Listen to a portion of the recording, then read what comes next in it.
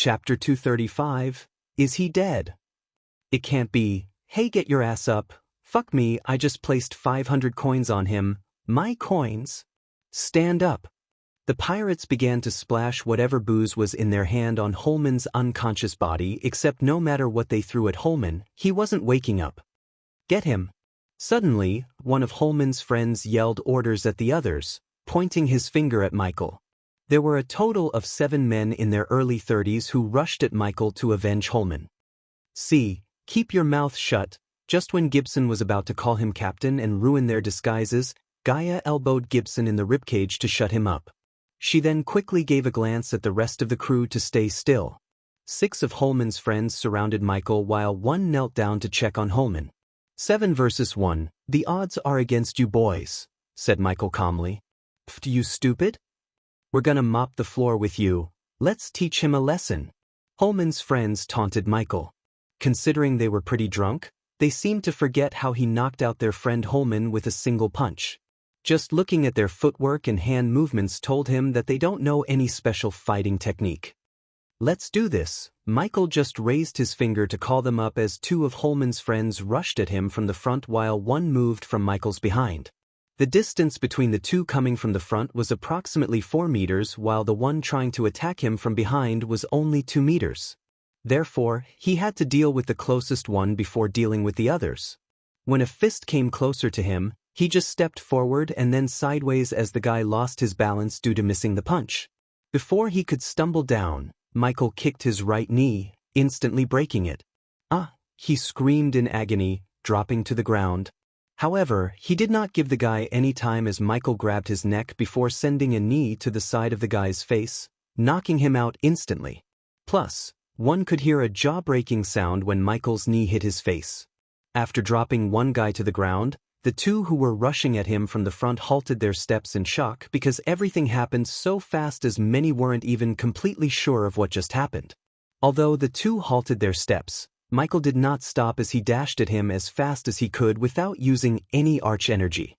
Even without lightning dash, the training he underwent made him extremely agile, strong, and fast. The booze slowed down the 2 guys' reflection speed. Wasting no time, he elbowed one guy on the side of his face. The jaw was separated by the elbow as he went down without a scream. The very next moment he twisted his body, swinging his right leg.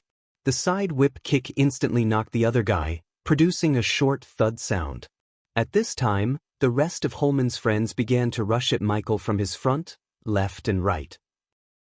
With a swift kick to the gut, he sent the guy coming from the front stumbling back. Then he twisted his body, sending a fist into the guy's face. Michael felt his knuckles breaking the guy's nose. The blood splashed across the ice as well as stained Michael's fist. The last guy suddenly started to walk backward in fear because he was the last one standing. The one who was checking on Holman already dragged Holman out of the way from the fight. Even after being shaken violently, Holman still did not recover his consciousness. I told you the odds are against you, Michael said, kicking the guy who he sent stumbling backward with a kick to the gut before, finally knocking him out. You come here! The last guy screamed at the one who was pretending to check on Holman. One could see that the guy was freaked out seeing his friends getting knocked out one by one. This time, Michael did not rush at him but just picked up a half-drunk rum bottle from the ground. The crowd was stunned at the scene as they now stared at Michael like he was some kind of freak. They watched Michael walk towards the last guy with the bottle in his hand. You! The guy mumbled as he tried to unsheath his cutlass. Michael grabbed the guy's hand, stopping him from reaching his sword. Next time, run away, crack. Michael smashed the bottle in the guy's head with enough force to knock him down. Out of the 7 men, 6 were knocked out. He turned his gaze towards the last man who was on the ground beside Holman. Tell your friends, this ends right here. If they try anything silly, that be the last thing they do. After warning the guy, he just turned around, walking towards Gaia and Gibson. Put this in your ear. He placed an earpiece in Gibson's hand, whispering to put it into his ear. Among the chaos, no one noticed the little exchange between Michael and Gibson. The onlookers were too focused on losing their money to Shorty. After Michael left the area, Shorty did not linger around as he knew the pirates would rob him blind if he stayed. Shorty gathered his crew before running behind Gibson. After the fight, Michael and Gaia walked into a dark alley near the tavern. Michael had to lose the crowd as some people who lost coins because of him might try to start another fight. As much as he could, he wanted to stay off the grid without showing any of his powers before he could get a complete idea about this part of the world. Getting into regular fights would ruin his plan. "Where are we going?" Gaia asked. The place was dark, nothing but trash to accompany them in the alley. The tall buildings on either side prevented much of the sunlight from lighting the alley, hence the darkness. "You're gonna come down or keep following us?" Michael stopped walking and shouted, looking at the top of the wooden building beside him. Gaia was confused, but she soon saw movements up on the roof. Just a few seconds after Michael's shout, the hooded figure leaped down from the top of the building and landed in front of them comfortably. "Who the fuck is he?" Gaia asked Michael while he just stood there calmly, waiting for the hooded figure to start speaking. "You made me," the hooded figure spoke with a thick accent. He was standing at least 6 feet 5 inches with enough muscles to compete in a bodybuilding competition back on Earth. Yet he seemed so agile. "I noticed. It'd be nice if you tell me why did you choose me and what do you want? Call it a gut feeling. In putting up together a team and after what I saw, I'd say my gut feeling was right. It was you who set up that Holman guy, wasn't it?" Gaia connected the dots as the hooded figure's silence confirmed her theory. "Team for doing what?" "A simple retrieval. There are risks, but you'll 3 million in gold before and 3 million after the job's done. 6 million for a simple retrieving. I'm interested." He didn't believe someone would pay 6 million for a simple retrieving job. However, he wanted to learn more about this part of the world and its people. Doing this job would not only make him rich but also help him gather more information. Besides, he wanted to know who's willing to pour out that many coins and for what. Even if the team just consisted of 4 people and the same payday for everyone, it would cost the one running the operation 24 million. If someone was willing to pay 24 million, he knew what he wanted to be retrieved must be worth it. "Meet me at the docks in 8 hours, we'll be headed to Giselle." The moment the hooded figure mentioned the name Giselle, Michael's brows arched up. Kingdom Giselle was his destination. It was where the source of Nightcrawler's magic radiation hiding artifact. He paid the system a hefty sum to get the location. He even left the demon's soul stone back at the Abyssal to get his hands on the artifact before anyone else could. Now it seemed like someone's already putting together a team to get the artifact. Before Michael could ask any further questions, the hooded figure used a grappling hook similar to Michael's to reach the rooftop and disappear. The design of the grappling hook was different from Michael's Mark III, yet he was surprised by the device. According to Arya, the Southerners always compensated for the lack of arch energy with technology and science. Now that he saw the hooded figure use such a device, he began to form an idea about this part of the world. "Giselle? It's where we're going. Somehow I can't believe it's just a coincidence. Either way, we'll see this through," said Michael. "Where do you want me?" "Get to Gibson and follow us discreetly." In doing this alone, he gave a gentle pat on her shoulder before leaving the alley. Since they didn't want the hooded figure to know the Silent Reaper belonged to them, they had to be cautious. They had to keep their cards close to their chest without revealing them because they could be used to their advantage if the hooded figure tried to double-cross them after the job was done. Chapter 236. Dusk came sooner than expected. The last of the sun's rays caught it behind soft gray clouds. The sandy streets of Pirate Cove took on the look of an old photograph, every familiar thing a shade of gray. Slowly the view faded to blackness and the night began, slowly letting the stars in the sky shine. The sound of waves hitting the sea boulders as well as the birds chirping radiated a soothing effect to everyone on the island. Right at the moment, Michael stood on the docks looking at the sun disappearing into the horizon. He felt peaceful as the time flew by without his notice. Soon, when the light of the sun completely vanished, a merchant ship sailed towards him to dock at the docks. "Hop in." After the ship stopped, Michael saw a 7-foot gigantic man throw him a plank to get on board the ship. The moment he stepped on the upper deck, he noticed a handful of crew running around the deck. "Welcome on board, new guy." Michael had to look up to see his face. He had ruffled short-length hair, well-defined muscles like a bodybuilder. He only wore brown breeches as well as black boots, nothing to cover his upper body. On his behind, Michael noticed a huge warhammer hanging on. Coupled with his dark skin, the man could give a heart attack to any soft-hearted person. Regardless of his terrifying body, he welcomed Michael with a genuine smile on his face. He also reached out for a handshake. "How are you doing?" Michael shook his hand with a smile.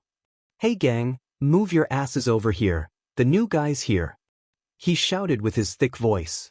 Soon after his shout, a group of people walked out from the captain's cabin. He saw a young short golden-haired girl with a crossbow, a brown-haired youngster with a rapier hanging on his waist, a short person with a hood covering his face, and finally, a youngster with big round glasses on his face. Michael looked around to see the hooded figure he met in the alley, but he wasn't with the group in front of him. "So what's your specialty?"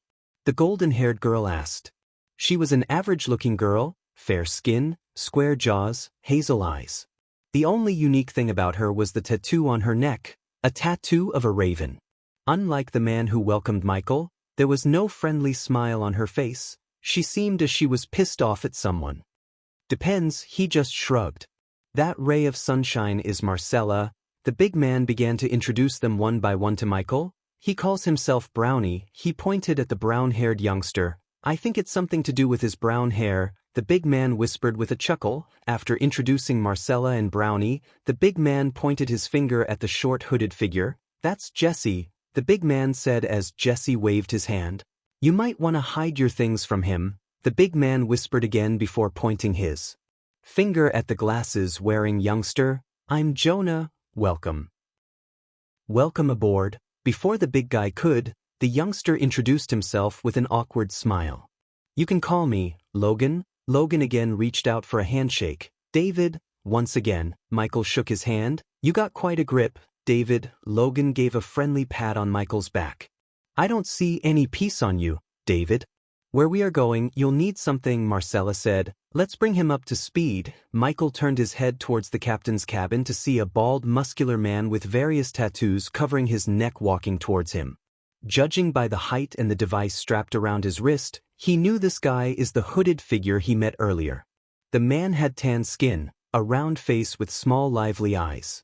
He was not as tall as Logan but not short as Jesse either. "Follow me." "That's Ross," in case you didn't know. They all followed Ross behind into the captain's cabin. When they opened the door, Michael saw another man wearing full leather armor standing behind a round oak table. The armor looked sturdy. The man was an inch taller than Ross, neatly combed his short black hair to the side. On his back, Michael saw a shiny silver round shield as well as a long sword hanging on his waist. After everyone entered the room, Ross closed the room while the man tossed a pay cube towards Michael. "Your advance is in the pay cube. You can cash in any of the banks in Southern Continent." "Alright, I assume you're all acquainted, so let's start the briefing." "What happened to Rowan?"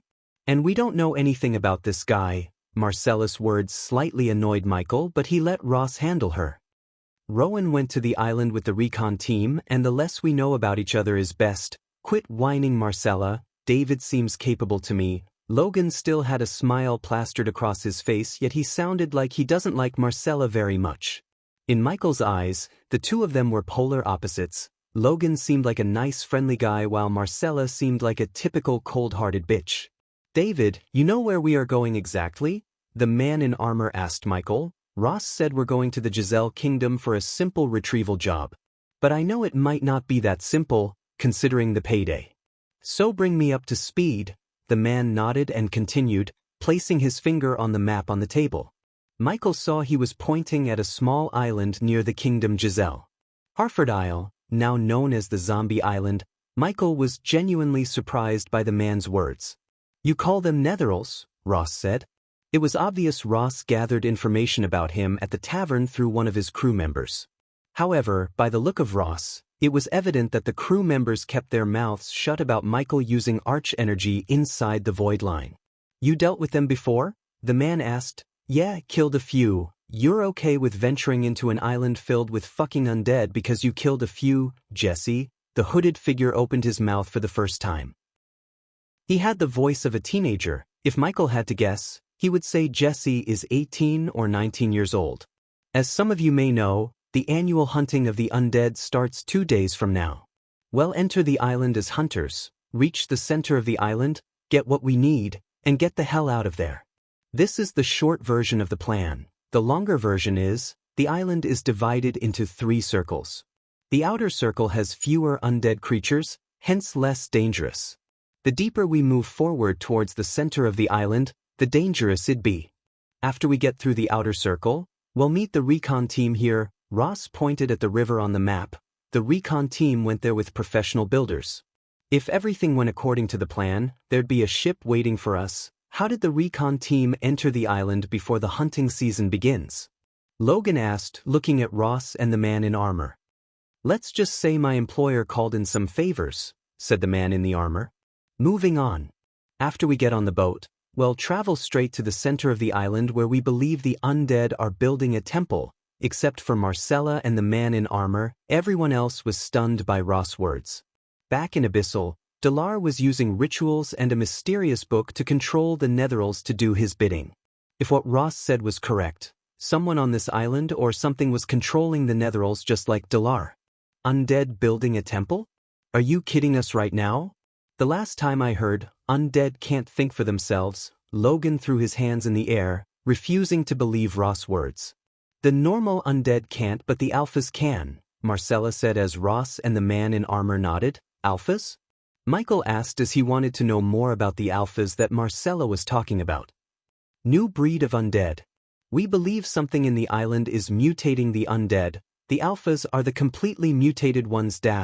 Ross was intercepted by the man in armor when he was going to finish his sentence. As for what's mutating the undead, it's no one's concern. The others might have no idea, but Michael knew what might be mutating them, the same artifact he's looking for. What about the terrain of the island?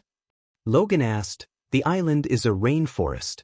Hope you've all brought umbrellas, people, Ross joked. Everyone looked gloomy except Michael. The rainforest would give him the advantage to double-cross them and disappear after getting his hands on the artifact. Plus, he firmly believed that most of these people would die before reaching the artifact because he already injected himself with the vaccine for Netheral Bite. He had to buy a few herbs from the system, but with the help of his alchemy knowledge and ample amount of Netheral samples, he was able to make the vaccine. Rain and forest, the 2 things I hate the most. Logan rubbed his temples. If you need any last-minute supply or a weapon, go get them now. Well, leave the docks in 1 hour. Michael was the first to leave the room after Ross' words. He had to retrieve the Doombringer and the Mark III grappling hook from his space ring without anyone noticing. Chapter 237. I thought you were a sword kinda guy. When Michael stepped onto the upper deck, Logan came to him with a surprised look on his face. His Doombringer was majestically hanging on his behind, gently reflecting the moonlight. It looks heavy. Logan's eyes were sparkling looking at the Doombringer. Michael could tell Logan's craving to hold the warhammer in his hand. It is. Michael took the Doombringer from his behind and twisted the handle stylishly. Because he was not using any arch energy, the weight of the Doombringer made his biceps flex out. After his intense training, his body became toned and each muscle in his body had a definite definition. Can I hold it? Logan looked like a big 7-foot baby staring at a candy. Sure, Michael chuckled as he handed over the Doombringer to Logan. The big Logan was excitedly smiling, but when he grabbed the handle of Doombringer, his smile disappeared. Dang it, it's so freaking heavy. Michael was slightly surprised to see a muscle mountain like Logan struggling to lift the Doombringer without using all of his strength. The weight training plus the serpent-style fighting technique changed his body from the molecular level, making him stronger and faster than most people. This was the reason why Gaia was able to break wood logs like they were eggshells. She was damn strong. Now that he had undergone the training with the help of the system, he was stronger and faster than Gaia herself and on a different level compared to anyone in the southern continent. You're stronger than you look, David, Logan said, putting down the Doombringer on the floor by its head. Work on your weightlifting, big boy. Michael gave a friendly pat on Logan's shoulder with a chuckle. All right, guys, we're leaving. Ross stood at the helm, preparing to leave the docks. After hearing his shout, the ship's crew began to unravel the sails. The ship slowly started to move as they all felt a sudden jerk. Michael walked over to the edge of the ship, leaned on the edge, looking at the starry night above the peaceful ocean. So what do you think about the team, David? Logan leaned on the wooden railing beside him. No clue, what's your take? You know what, I'm glad you're here because you're the most normal person on the ship. Michael looked over his shoulder back at the team and couldn't help but agree with Logan. Brownie was muttering something under his breath while Jesse, the hooded figure checking the crates, lined up near the mainsail pole. On the far end of the ship, Jonah appeared to be occupied with the starry night. Although Marcella seemed normal, Michael knew she would be the last person to talk to in the entire ship. Logan was dead wrong about him being normal, but compared to the others, he was the friendliest and normal-looking person on the ship. Ross is kind of the team captain here. Marcella is our tracker, Jesse is the thief. I don't know how a thief could help with our mission. I heard Brownie is some kind of undead expert, and Jonah, I have no idea why we are bringing him along with us. Michael took a mental note in his mind. If he wanted to double-cross them at the end, he needed to know everything there is to know about them. How do you know all this? He asked Logan. Because I was the first to get recruited by Ross, Michael nodded. And let me guess, your specialty is killing undead, overgrown beasts, bandits, etc., etc. The mercenary job requires killing pretty much all the above. Being mercenary wasn't very much different from being an adventurer. They both would get the job done for an amount. Since Logan didn't seem like a genius guy, he made the right choice by becoming a mercenary in Michael's mind. Also, Logan seemed like a nice, easygoing guy. I guess you're also here to keep the undead from killing the team. Yeah, you can say that. Why did you come to the southern continent anyways? I thought you cultivators hated crossing the void line. You know. Michael was slightly surprised, but he could tell Ross might have told Logan about where he came from. Come on, the way you dress is kinda dead giveaway. Besides, H and Ross told us about you. H? You mean the guy in armor? Yeah, no one here knows his real name, he just goes by H.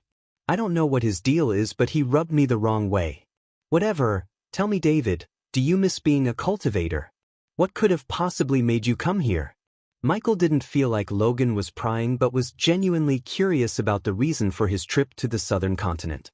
Besides, it was a logical question as cultivators rarely came to the southern continent.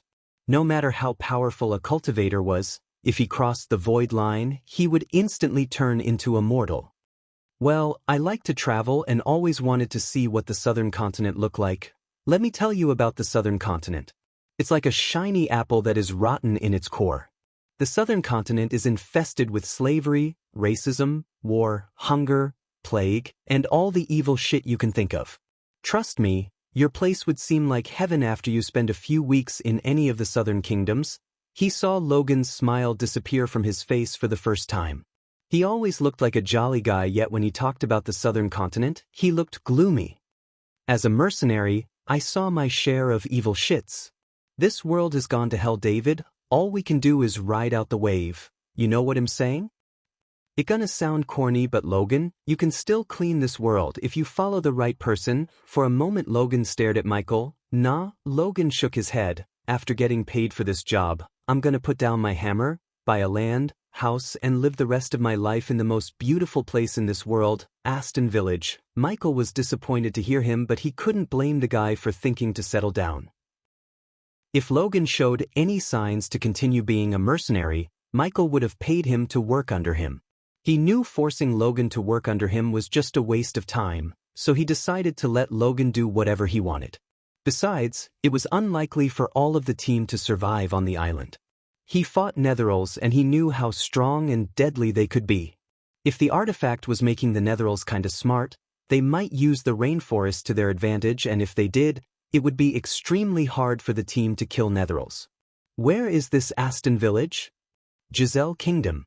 Since you like to travel, I'd be thrilled to give you a tour of our humble village after the mission. What do you think about that? Sure thing. Wonderful. Logan gave a friendly pat on Michael's back with a wide grin on his face. Everything's connected to Giselle, Michael thought to himself. Michael already decided to conquer the Giselle Kingdom first. By conquering, he wanted to control the Senate or most of the senators. He had no time or desire to play the king for now. His goal was to form two armies, A naval army using the pirates and a military using gladiators and the slaves of the southern continent. I got to take a leak. Logan rubbed his belly before leaving the place. Gaia, do you have eyes on the ship? He established a connection to Gaia through his earpiece. Yep, we're perfectly blended with the darkness and following your ship. Michael looked around slowly, except he couldn't see the Silent Reaper or any other ships following them. I can't see you, which means others can't too. It'd be tricky after the sunrise. Don't worry about us. We know their destination, so we'll make it to the island faster than you are and wait for you there, said Gaia. After exchanging a few words with Gaia, Michael cut the connection before someone could notice him moving his mouth. Marcella was always looking at everyone as she was spying on them. She seemed particularly suspicious of Michael for some reason. Michael noticed this, but he chose not to make any moves on Marcella because if everything went according to his plan, she wouldn't be a problem and most probably the undead would take care of her. Suddenly Michael heard a loud thud sound coming from one of the crates lined up near the mainsail pole. Marcella immediately raised her crossbows as the others who heard the sound turned their gazes at the crates. Captain! Did you hear that? It's coming from one of those crates. What do you mean crates? I loaded them. There's nothing but food in those crates. Michael noticed Ross leaving the helm while Marcella loaded a bolt into her crossbow, ready to fire at whatever was making the sound. Let me out. This time it was not a thud sound but a voice of a young girl came from the crates. What's going on here? Michael saw the man in armor, coming out of the captain's cabin after the commotion. He looked at Marcella and then at Ross. Someone's in there, Marcella coldly said. I'm coming out of this bloody crate. Chapter 238. The crew members quickly unsheathed their cutlasses to attack the intruder as soon as she came out of the crate. Pretty much everyone had their weapon in their hand except Michael and Ross. Michael really didn't think that whoever was inside the crate posed a threat, hence he still seemed calm. On the contrary, Ross' face had shock and confusion plastered on it. Don't attack, Ross declared. His voice contained a tinge of anger as well as anxiety. Since Ross was the captain, the crew nodded as they slowly stepped back a few steps from the crates. Marcella, though, still kept her crossbow aimed at the crates. Soon afterward, the top of the wooden crate slowly opened as a young girl in her late teens stood up from the crate. The girl had black hair, a beautiful oval face, round lively blue eyes, and smooth silky skin. Although the girl wasn't a kingdom-toppling beauty or something like that, she would attract many youngsters' attention. Maria, what the hell are you doing here? Marcella turned her gaze towards Ross. She was surprised. Not only Marcella but everyone on the ship was surprised by Ross' words. Ross, who is she? Asked with a deep frown on his face. His voice was not as friendly as before. The girl just stared at Ross' face, expecting him to answer the question instead of introducing herself. She's my daughter and she's leaving. Ross tried to grab her by her elbow but she swatted away Ross' hands before he could touch her. Daughter? Ross has a daughter? What is she doing on the ship? The sudden appearance of Ross' daughter made the crew gossip as the silent atmosphere of the ship disappeared. How did she get into the crates? Jesse, the thief, opened his mouth, directing the question at Ross himself. Maria, whatever the reason you have for being here, I don't care. You need to leave. His words were like that of the father, caring yet strict. I'm not going anywhere. I'm coming with you to the undead island. Whether you like it or not. The girl folded her arms against her chest, refusing to listen to Ross. For a few moments, no one could hear a sound except for the sound of waves hitting the ship's hull. Everyone was stunned listening to the girl. Many wouldn't dare to look in the way of the undead island, yet Maria was trying to go to the island for some reason. Come over here. This time, Ross didn't let her swat his arms away as he grabbed her by her elbow. Everyone saw Ross dragging the girl to a corner of the ship, away from prying eyes and ears. Marcella called out one of the crew members staring at Ross and Maria. Her shout immediately brought back the crew member to his senses. Huh? What was supposed to be in those crates? Marcella asked. Ah shit. The crew member cursed as some of the crew members began to sweat bullets. Seeing their reaction to her question, Michael's curiosity piqued. Food, we were keeping 2 days' worth of ration in those crates. Right after the crew members answered, even Michael's calm expression changed. The ship at least contained 50 people including the team. If they didn't have food to fill those bellies, they would be in big trouble before even reaching the island itself. A big person like Logan would have to eat an ample amount of food to sustain his body, except that they seem to be lacking food. Tell me you keep extra ration somewhere here, Marcella gritted her teeth. The crew member was shivering and walking backward in fear. We do? Her anger somewhat lowered down by his answer. It could only feed everyone for a day, another crew member said. They were short on rations as the journey to the island would take 2 days, if the wind was on their side rather than against them. Maria had already compromised the mission by throwing away their food. Even Michael had to eat if he didn't want to use precious arch energy to sustain his body. H and Ross were busy talking to Maria while the rest of them looked at each other's gloomy faces. You idiots! Marcella lost her temper. She yelled at the crew members. What were you doing when she was throwing away the food? How about I throw your useless asses off the ship? Calm down, no one's thrown anyone off the ship. Logan interfered before the situation escalated into a fight. We'll just have to manage with the ration we have and try to dash. Try to do what? You want us to fish or magically create food for all of us, Marcella rebuked. If we could divide the ration into dash. Shut up, glasses. When Jonah tried to offer a solution, she shut him up with a shout. She was really pissing off Michael. Instead of thinking of a solution to their problem, she kept throwing temper tantrums. In other words, she was being an A-grade bitch.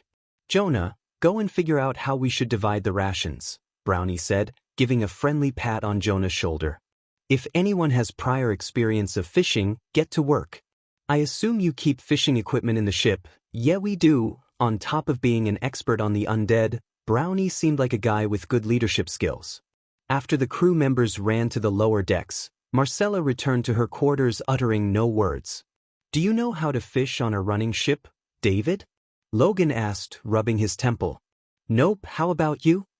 I was kinda hoping you would lend me some fish, Logan chuckled, regardless of their current situation.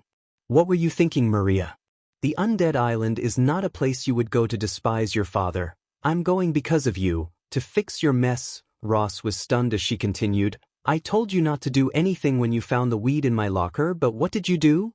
Interrogated Johnny like he's some kind of criminal and informed him to the academy. She was shivering in anger at her father. If it wasn't for people standing nearby, she would have shouted to vent her anger. Every time you enter into my life, you fuck up everything. Why can't you just be a normal father for once?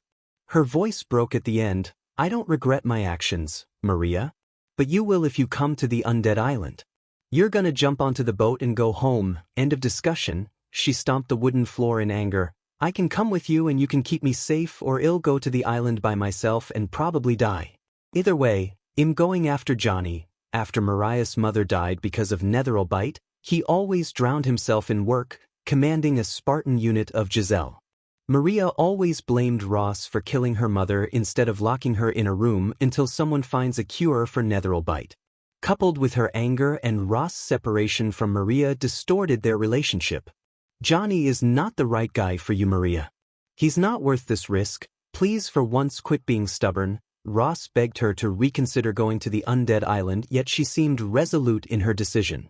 Since this was the hunting season, there would be many ships approaching the undead island in the next few days, and he knew she would be able to get into any of those ships to reach the island. He would never forgive himself if he let her go alone and die, hence he reluctantly decided to bring her along with them. At least he would be there with her to protect her. The island already took his wife away from him. He would never let the island do the same to his daughter. You stay with me all the time. Ross took a deep breath and spoke. Do you have any idea where Johnny might be on the island? We'll be much safer with the team and they won't come looking for Johnny with us. She retrieved a map from the bag hanging on her waist. My friend took this from one of the crew members of Johnny's ship. She handed over the map to Ross. The moment he opened the map, he was stunned because the X mark on the map was the location of the artifact he's looking for. This meant that another team is looking for the same artifact as he is. He's going to the island's center. She frowned, looking at her father's serious look on his face. What does it mean? It means he's with the team that's searching for the exact thing as we are. While they were in the middle of the conversation, H came back. Ross handed over the map to him.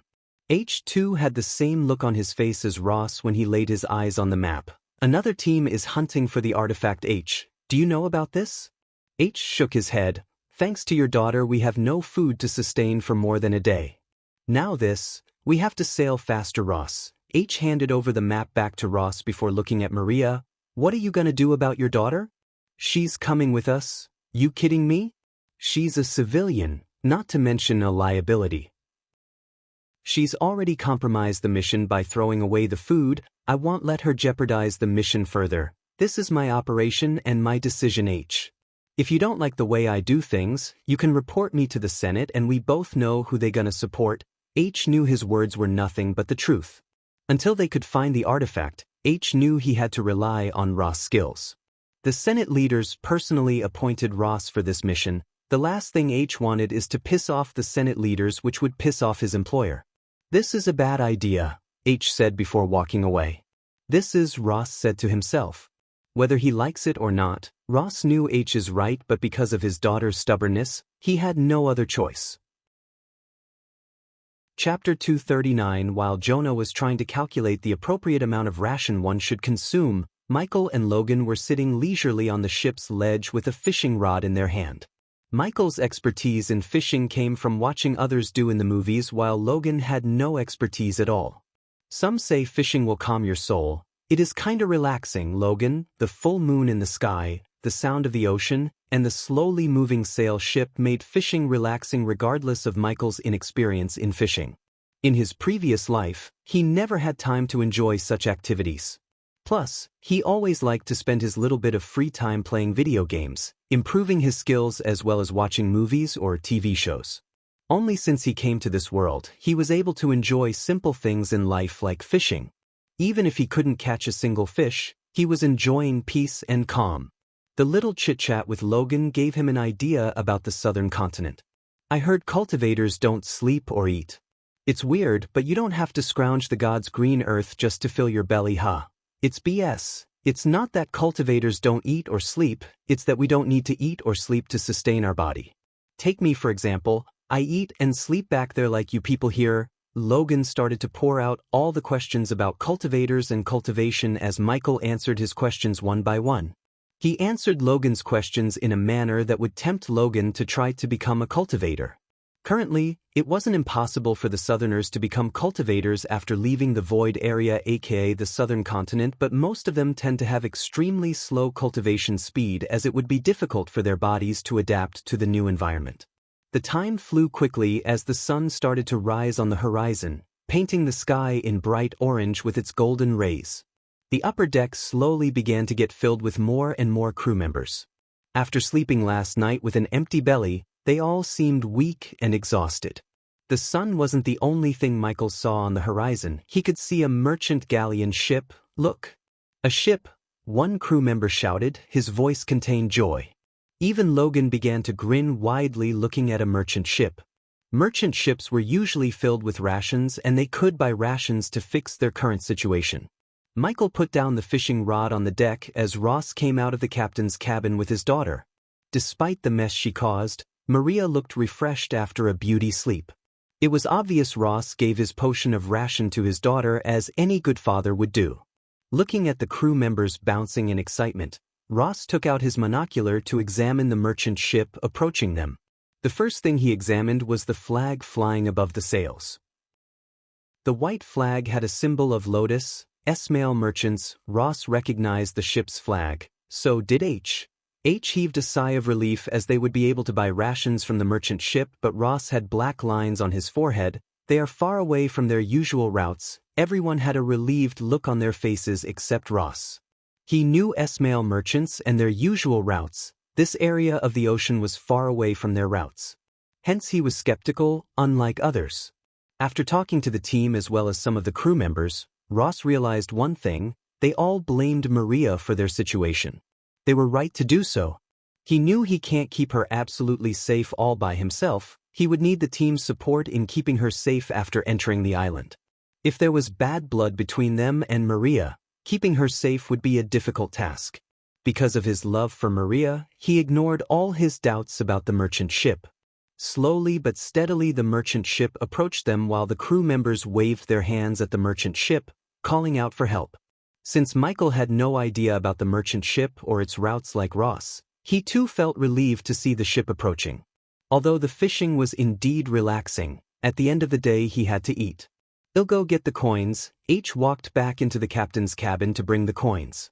The merchant ship was now only 50 meters or so away from them. Ross' tensed body loosened a bit looking at the crew members on the merchant ship. They were all wearing a shirt with the S-Mail merchant logo embroidered on their chest.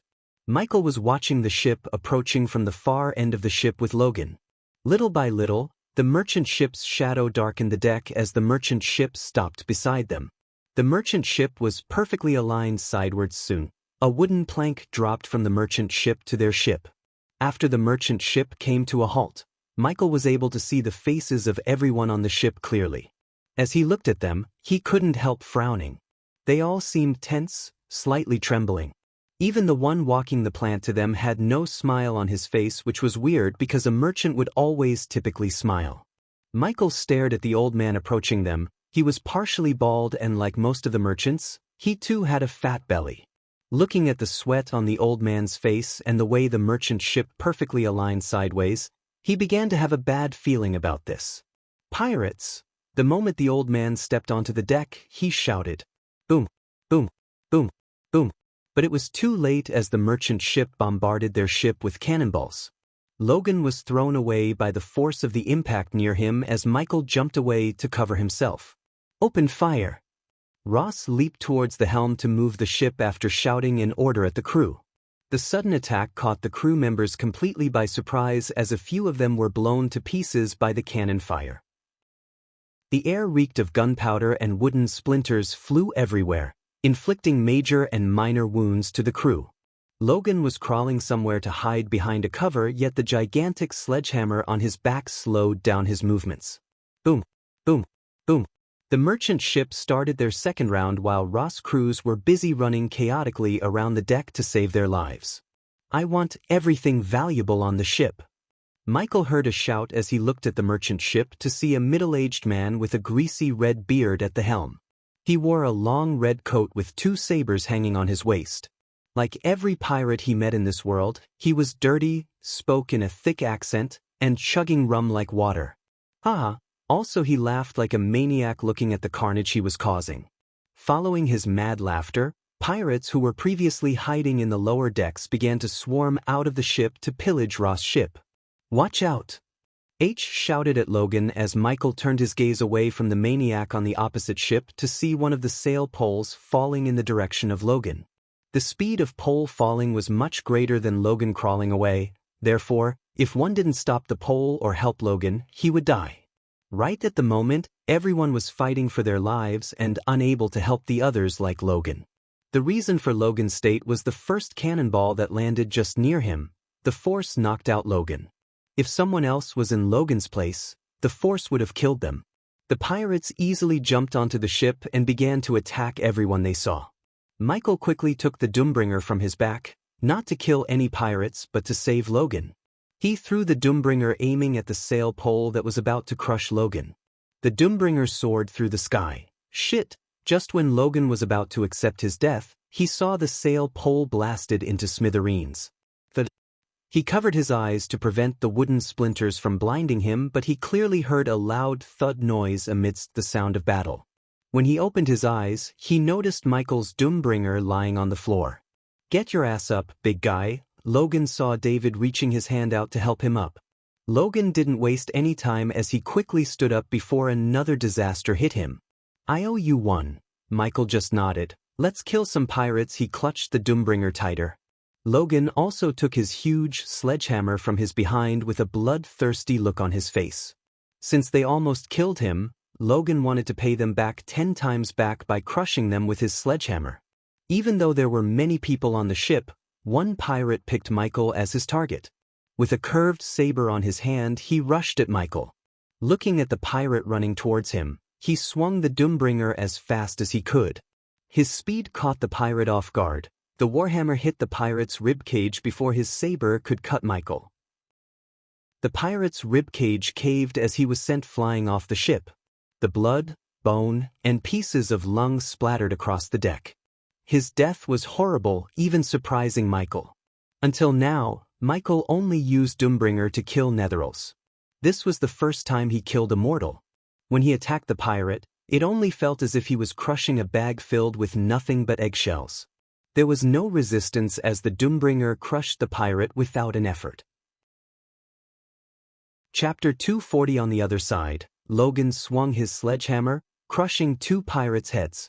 The pirates were prepared to fight light-armed people like Marcella but not prepared to battle fighters with heavy weapons such as Michael or Logan. Although some pirates avoided running to Logan seeing his muscular build, there were still some daredevils who tried to kill Logan. Michael was an unstoppable force on the ship. Everywhere he went, blood and bones splattered across.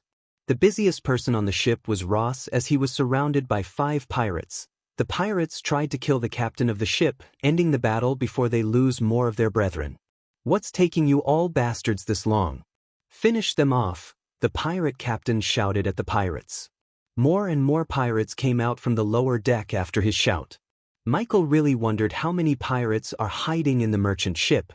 "I had enough of this." He brought down Doombringer's wrath upon another pirate. The head exploded, spraying blood and gray matter all over Michael. His gray long coat was painted red. The blood not only drenched his face but also painted his face red. With the Doombringer in his hand, he looked like the god of war reincarnated. Since Logan was fighting relatively nearby to Michael, he noticed a few of Michael's brutal kills. When the blood-covered face turned towards him, Logan's heart skipped a beat in shock. It wasn't as he never saw someone kill pirates but the way Michael killed them and the thick blood and the broken bones on him that shocked Logan. It gave him a devilish look. "Help Ross." Logan quickly finished off the pirate he was fighting. He nodded at David, quickly moving towards Ross. He thought David's gonna cover him but his jaw dropped when he saw David leaping onto the merchant ship that was filled with pirates. "Hey!"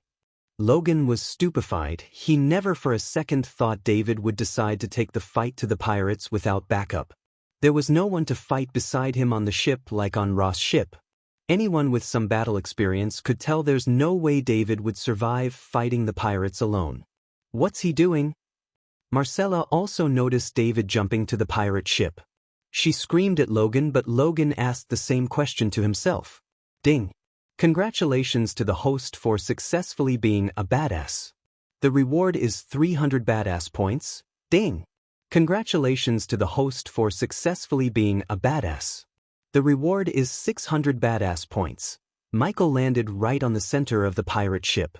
Unintentionally he landed like the Iron Man, which triggered the system to award him with badass points. What the? Even the pirate captain never expected someone to jump onto his ship. He was surprised, but looking at the blood on the young man's body, his killing intent rose up. It was evident that the young man killed many of his men brutally to get painted in blood like this. Even the floor he landed quickly had tiny puddles of blood that trickled from his body and the Doombringer. Boom. Before the pirates could attack him, Michael swung the Doombringer as fast as he could at the mainsail pole. As expected, when the Doombringer collided with the sail pole, the wooden pole blasted into countless pieces of splinters. The force of the hit knocked back a few of the pirates standing around the sail pole while the splinters impaled some of the pirates, inflicting some amount of damage. Bastard. If it was his ship, he would have lost his mind if someone destroyed the mainsail pole, which would cost a fortune to repair. Since it was the case, as he recently captured the merchant ship and posed as merchants to pillage other ships, he was mostly just annoyed to see the youngster destroy the ship. The force also slightly pushed Michael back. Using this opportunity, one pirate quickly slashed at Michael with his cutlass. The training did make his body several times stronger, but without using arch energy, he wasn't invincible or untouchable. The cutlass cut his back as he felt a sharp pain across his back. The APD quickly injected half of the healing potion into his bloodstream. While the wound was healing, Michael didn't give the pirate another chance to cut him.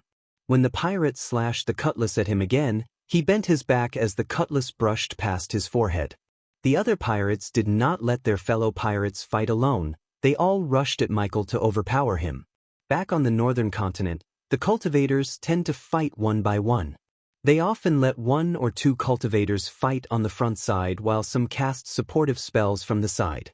The reason cultivators avoid attacking one at the same time was the spells they cast could wound their own team. The pirates were the polar opposite of cultivators, they liked to gang up on an opponent. After evading the cutlass, it was his turn to attack the pirate who cut him. He swung the Doombringer in a circle without doing any fancy moves. The pirate who cut him was unfortunate enough to welcome the Doombringer's head with his head.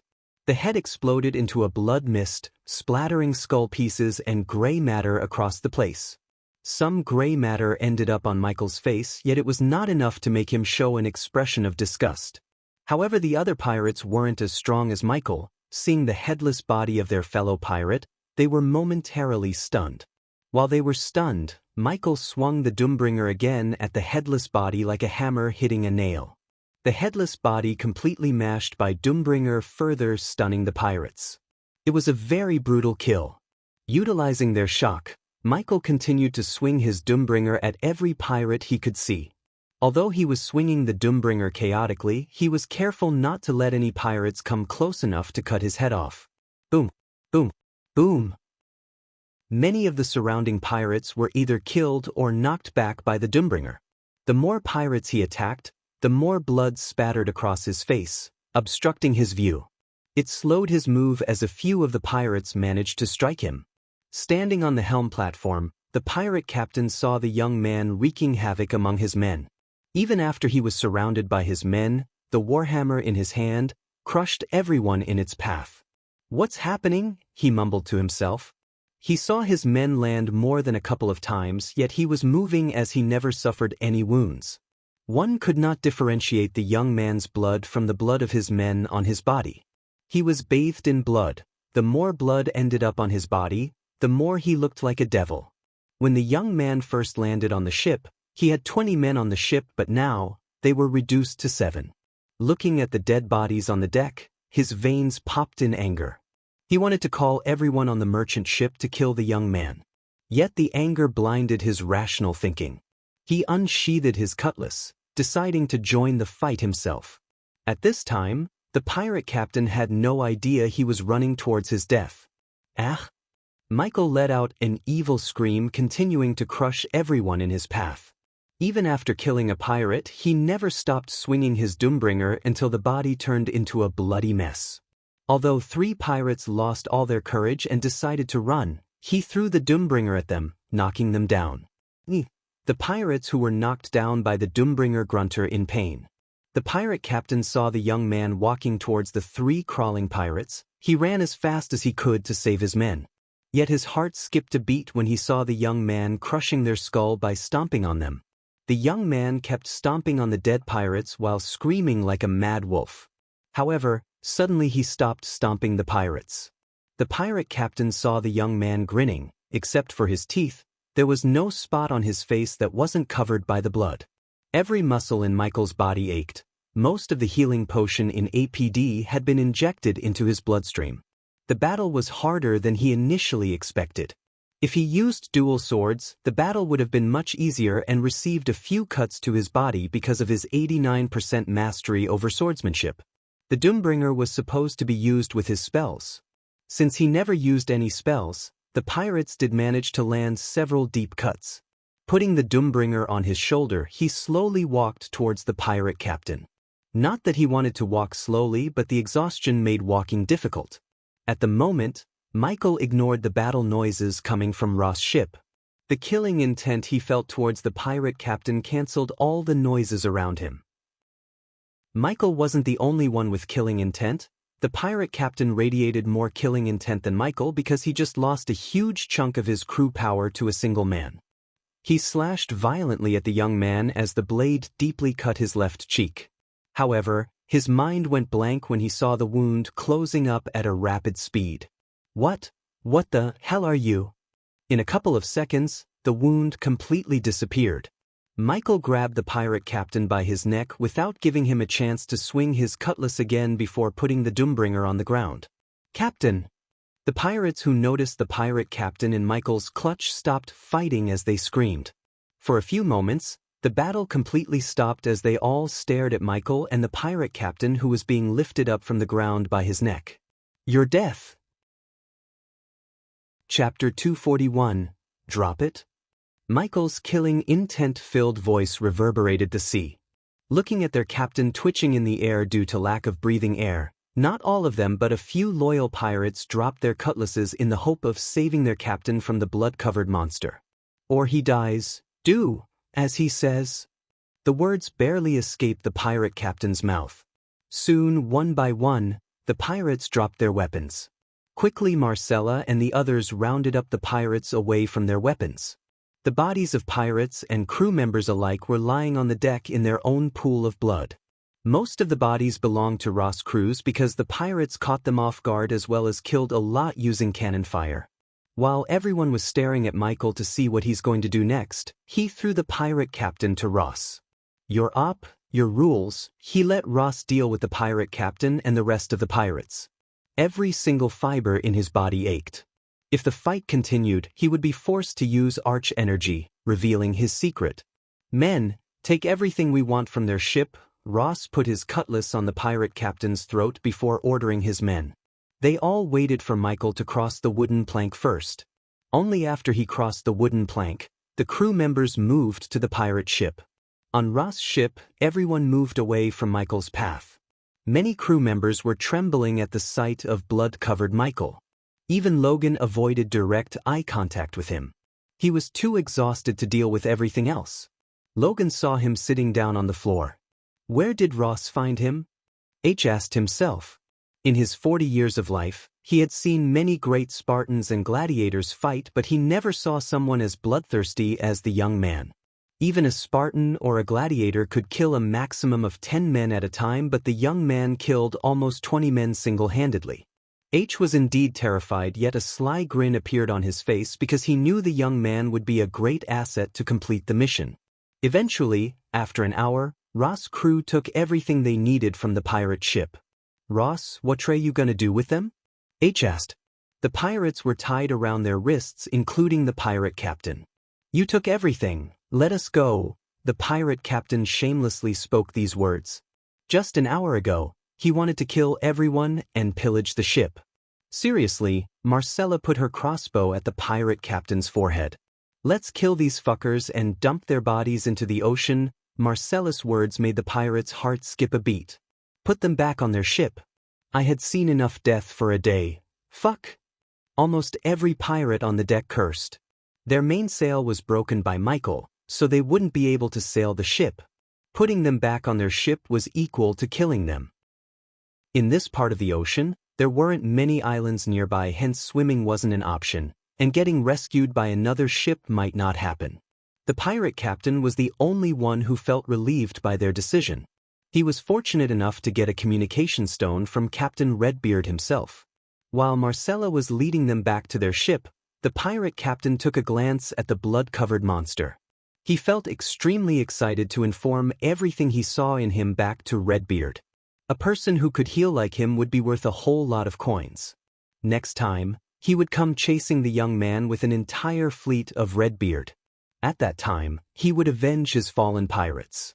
He's gonna make me so rich. Taking a last glance at Michael, the pirate captain left Ross' ship. After a day and a half, the sun rose at the horizon, enabling everyone to see their destination, the Undead Island. From the distance, one wouldn't see the horror hiding in the island among the ocean of thick trees. That's the place, David. Logan let out a heavy breath. After seeing Michael's bloodthirsty look, Logan wasn't as talkative with Michael as before. Not only Logan but many on the ship kept their distance from Michael. This didn't irritate Michael as his current dress irritated him. After bathing in blood, he had to throw away the dress and wore a typical pirate robe. At least he found something black to wear. But even after changing his robes, he reeked in blood. Get ready, team, Ross ordered as every team member began to assemble on the deck. Ross handed over the helm to someone else. Soon, Maria came out of the captain's cabin wearing metal armor that looked too big on her. There wasn't a spot on her body that wasn't covered by metal. Now he realized what Ross was doing a day with all the armor they pillaged from the pirate ship. He put together many pieces of armor to create armor fitting to Maria. Although the silver armor would definitely slow down her movements, it would save her from getting bitten by netherals to an extent. Other than Maria, Jonah also wore a full plate and chainmail armor. Unlike Maria, it perfectly fitted him. Everyone else only wore leather armor which would provide some protection without restricting their movements. Even Logan wore a mud-color vest-like armor as well as arm bracers to protect himself. Our mission is simple: get to the center of the island and retrieve an artifact. Ross began to speak. Follow my lead. If you want to survive, do what I say when I say. Recently I heard another team might be hunting for the same thing as us. So we move as fast as we can. David, cover our backs. Logan, you're on the front with Marcella. Logan nodded, moving to the front. Jesse was standing on the left side of the group while Brownie was standing on the other side. The group was formed on a pentagon shape with H and Ross leading them. I'm not gonna lie, we will face undeads. Aim for their head, finish them off quickly. After listening to Ross for another 10 minutes, the ship finally came to a halt. One by one, they jumped down on the shore, leaving the comfort of the ship. They were standing on an artistic sandy shore as, coupled with the blue sea behind them, painted a beautiful picture of a scene.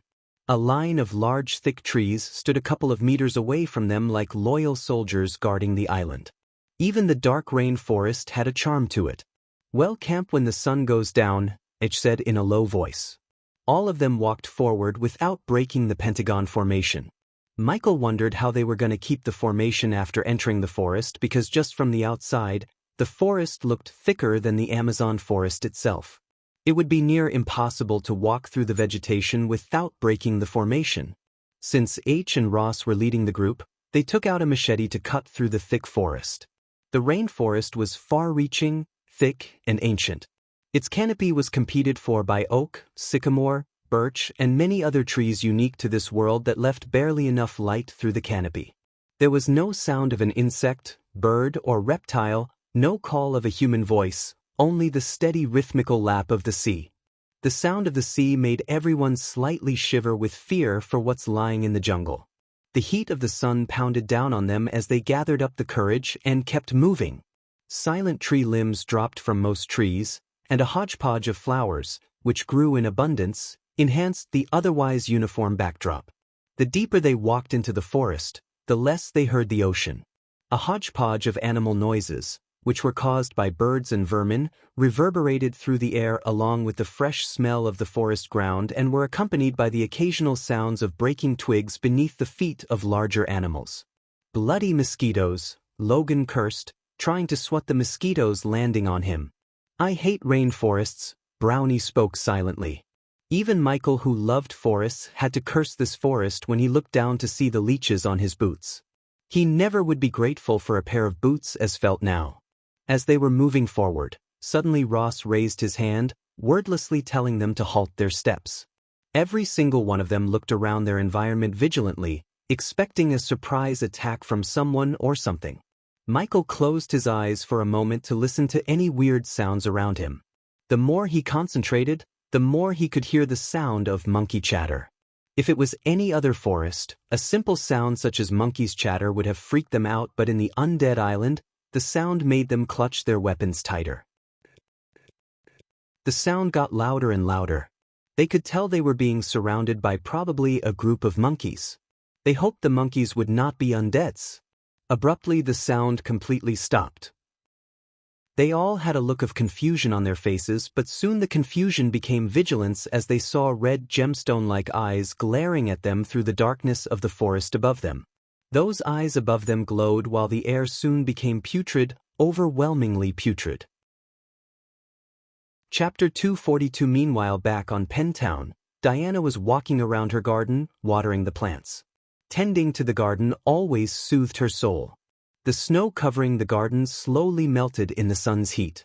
The long winter was finally leaving as spring was around the corner to welcome them with beauty. "There is my beautiful wife," a young but confident voice sounded in the garden. The voice instantly put a faint smile on Diana's comely face. Standing 6'3" tall, A cream-skinned man entered the garden with a gentle smile. He had a stoic feel about him. His dark brown eyes were small and sharp as swords' eyebrows on his angular face. The raven black hair fluttered in the wind as he was walking.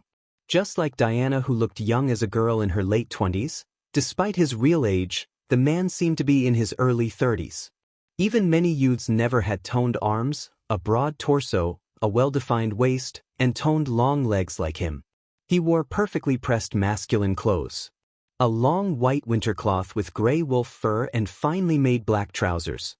He put the 2 sheaths containing his swords on one of the benches in the garden before embracing Diana and placing a gentle kiss on her rosy cheek. "Welcome home, Ethan. Geez, I missed you so much. Why didn't you come earlier? You could have spent some time with the kids. I wanted to Diane, but the peace talk between the dukes took longer than we all expected. Only she could see the exhaustion of battle behind his lively eyes. They had been married for so long that she could read his face like a book. "I'm sorry, Diane." His smile was replaced by an apologetic look. "For what? I know what happened while I was away. It almost stopped my heart, Diane." She could see the stoic manly wall he put around him slowly crumbling down. He was a husband long before he became the house lord, so even if he put up a wall to look stoic to others, he would show his vulnerable side only to Diana. "I'd never leave my family unprotected again, I promise." He squeezed her hands.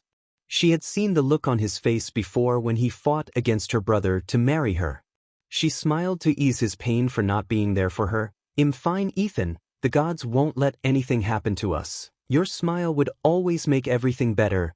The 2 of them made their way to the bench holding each other's hands. "Jacob, huh? I always had a bad feeling about that little fucker. What did my brother do to deserve such trash?" Ethan disappointedly shook his head. He was worried about his brother. Ever since he was little, his little brother always had his back. When they heard what Jacob did, his brother was shaken to the core. At least his little brother was blessed with a good obedient daughter to wipe off the shame Jacob brought on him. "I cannot thank Ghost enough for saving you and Sabi." The mere mention of the name Ghost brought waves in her soul. As a mother, she wanted nothing but to reunite with her son. Her heart ached every time she thinks about her son. She never slept ever since he met him. Every time she closed her eyes, she could hear his cries, and the images of her leaving the baby on the altar flashed in her mind.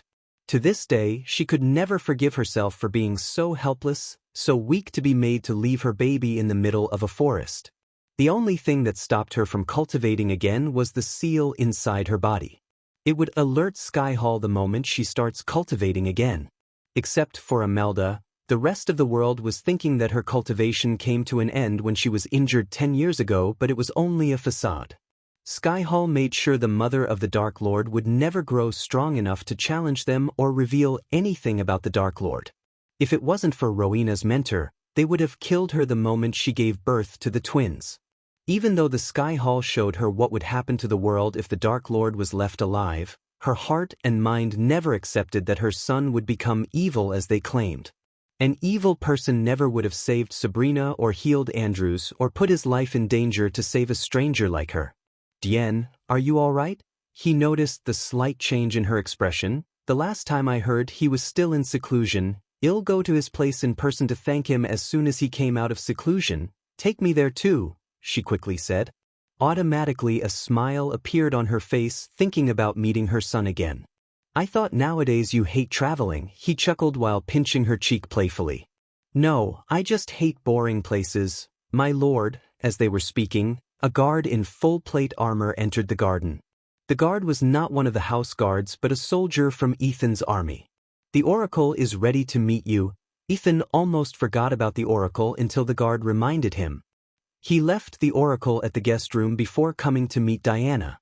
The Oracle asked everyone to leave the room so she could meditate in silence. "Diane, you need to see the Oracle, she's the real deal." If it wasn't for her, the peace talks between the dukes never would have happened. A tinge of anger emerged in her eyes.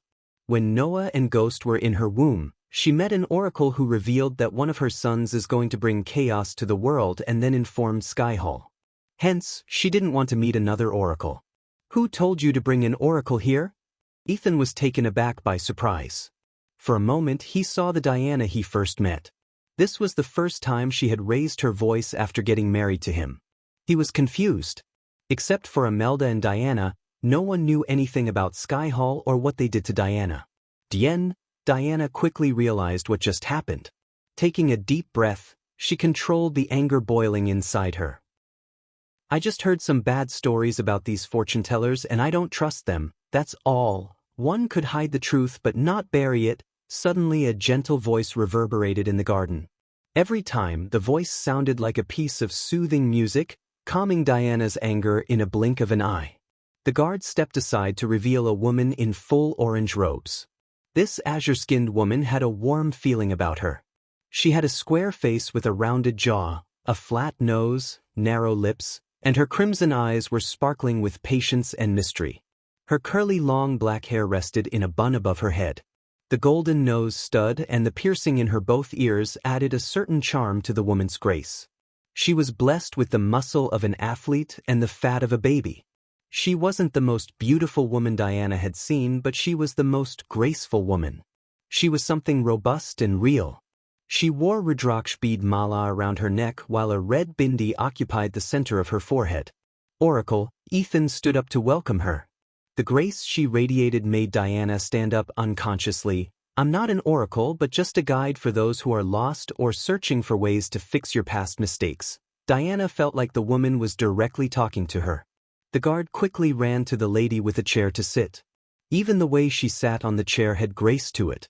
Oracle, meet my wife, Diana. You have everything a woman could ask for, yet your heart is like an ocean, never calming for a moment, the lady calmly said, looking at Diana.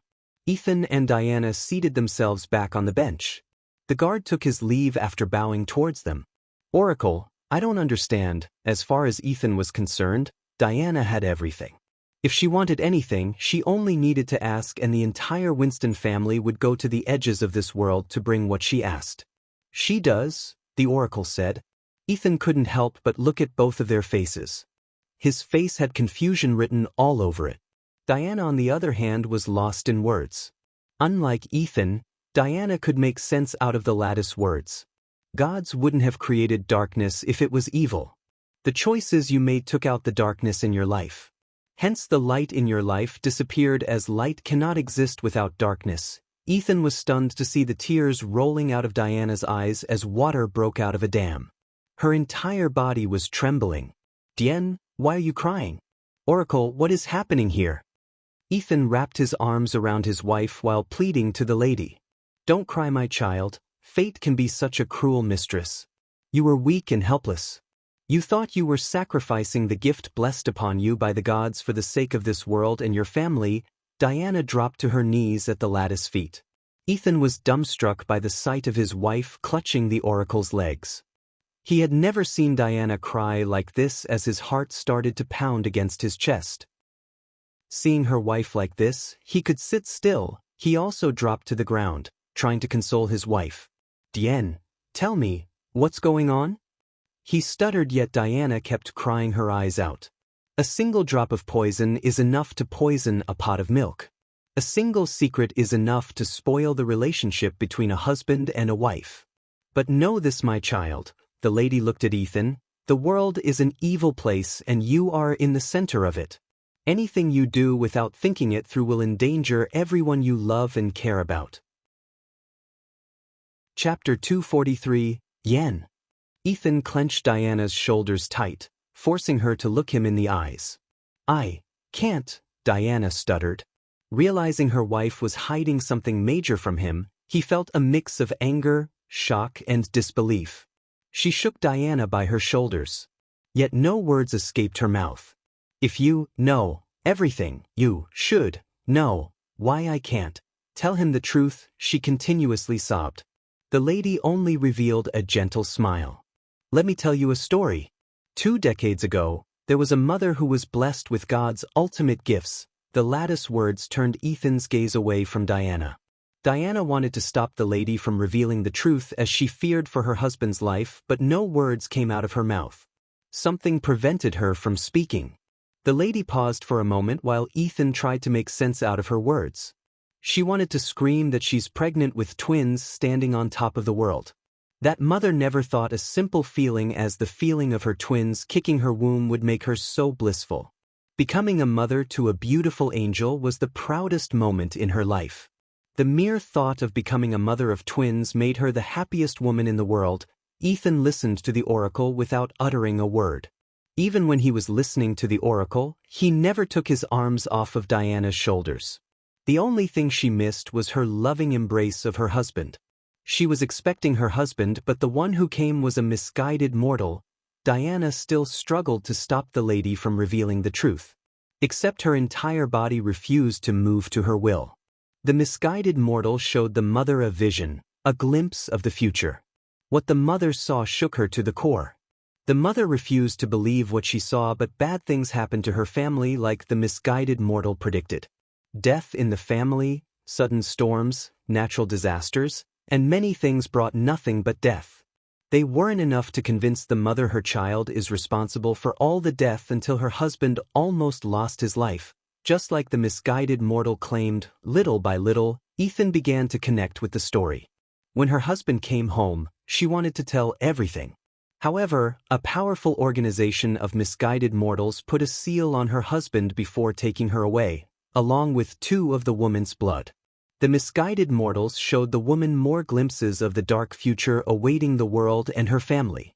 The misguided mortals offered the woman 2 choices: give up her child or be killed along with her family as a punishment for bringing the darkness to the world. In the days following, the misguided mortals showed the woman the changes happening in the world. The woman didn't want to believe it, but everything seemed connected to her.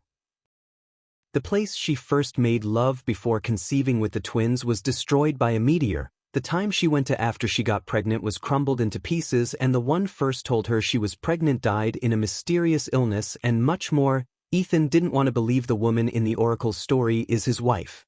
He refused to believe her as he wanted this to be just a story, nothing more. When the day of her delivery came, all the natural disasters occurred at once, killing thousands of people all around the world. The beautiful twins in her hands didn't make her happier as she expected. Instead, she was afraid. Even after everything, the woman begged the misguided humans to let her raise the child to be someone else, but the misguided mortals had already started the prophecy they wanted to stop. They forced the mother to make the ultimate sacrifice, leaving her child at an altar in the forest she gave birth to.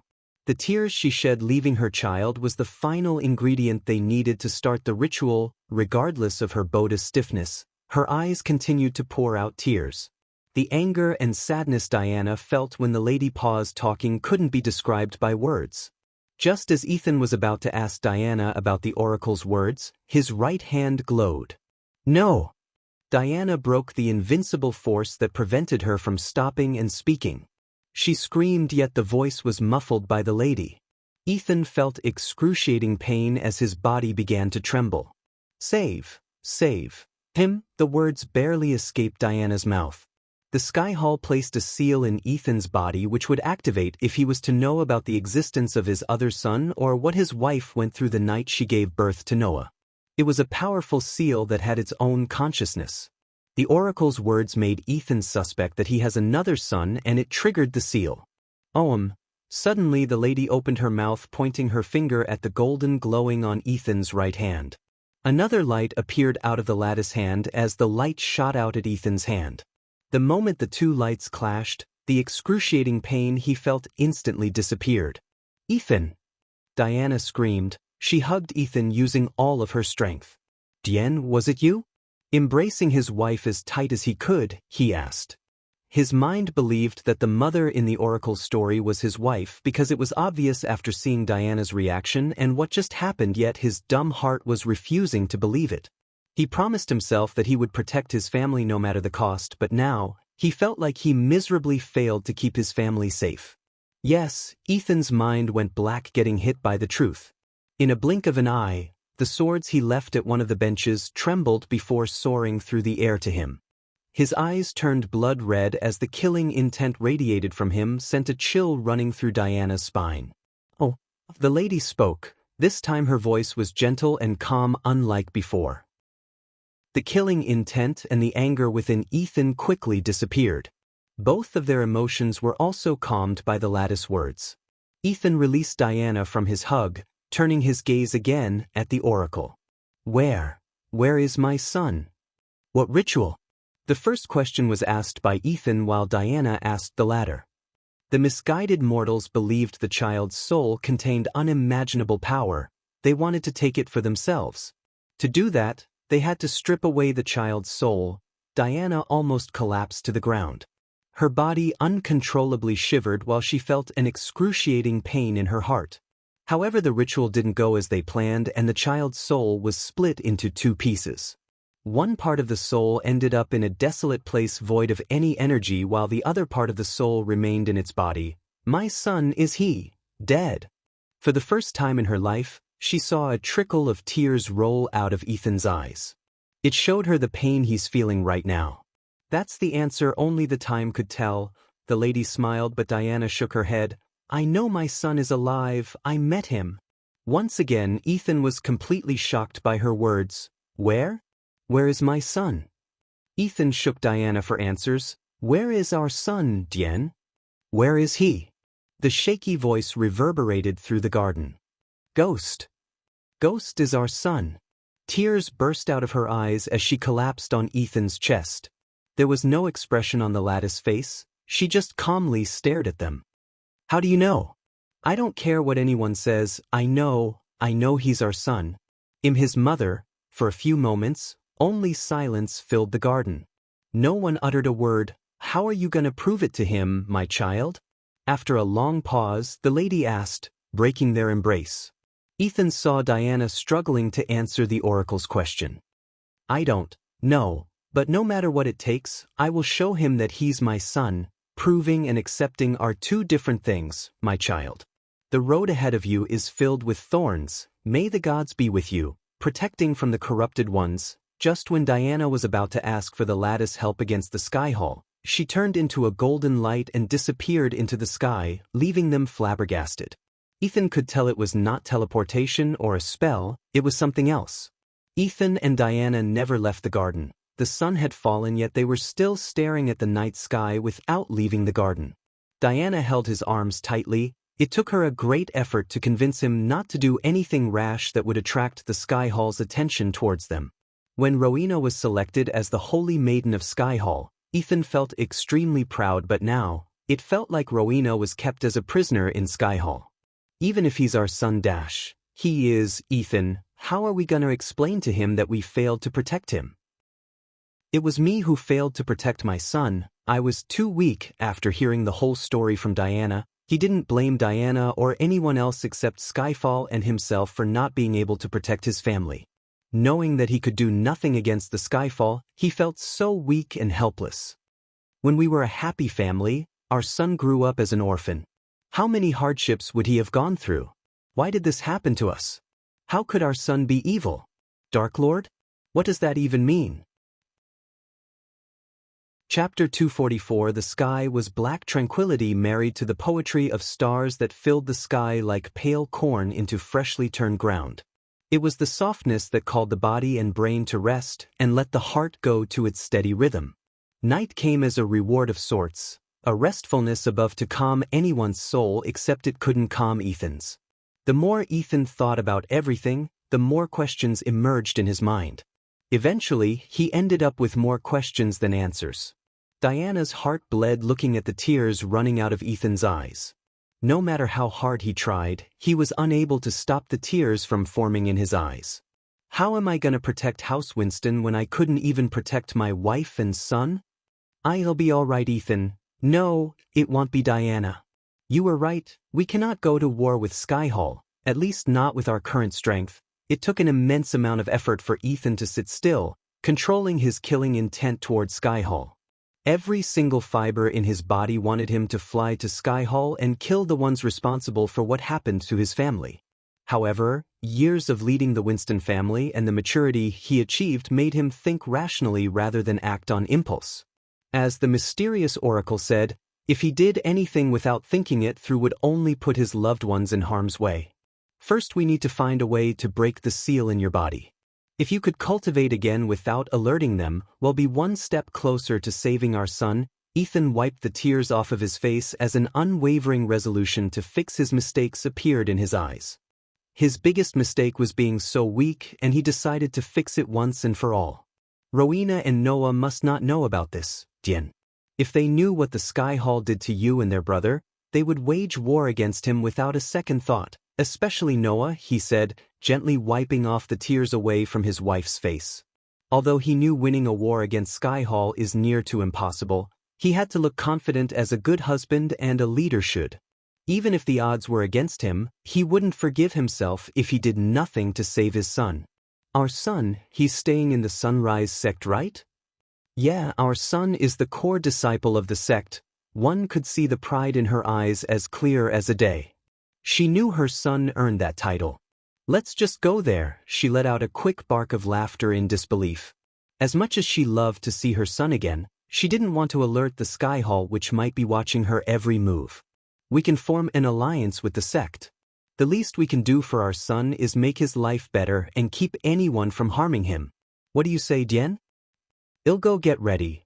Her face brightened instantly like someone holding a candle in front of her face. Before he could remind her that it's night and they should leave in the morning, she ran back into the house to get ready. The mountains around the Sunrise sect looked like a majestic painting. They rose in snow-white brilliance, a silent invitation to good for the soul not to accept. Upon the rise of the sun, the forests covering the mountains were so snow-white. The forest seemed calm on the outside, but under the snow-blanketed canopy, a blood trail could be seen on the ground. One could follow the blood trail to see a man running for his life. He was breathing heavily. His clothes were partially burned as well as most of the skin on his back. Regardless of the wounds on his body, the man kept running. After running for an hour, he finally stopped running. Who is there? The man with the wounds stumbled onto a tree in exhaustion. He stared in the direction the voice came to see a man holding a spear walking from the darkness of the forest. Axel!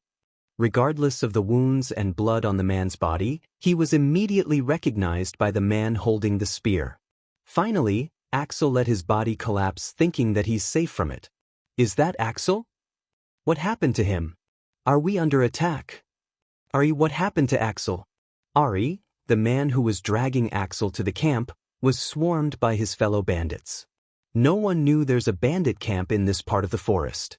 The ocean of trees, the thick canopy as well as the predators roaming around the forest prevented anyone from the Sunrise sect from finding out the whereabouts of their camp. Ever since a disciple was killed in the forest, the sect was hunting every single bandit hiding in the forests.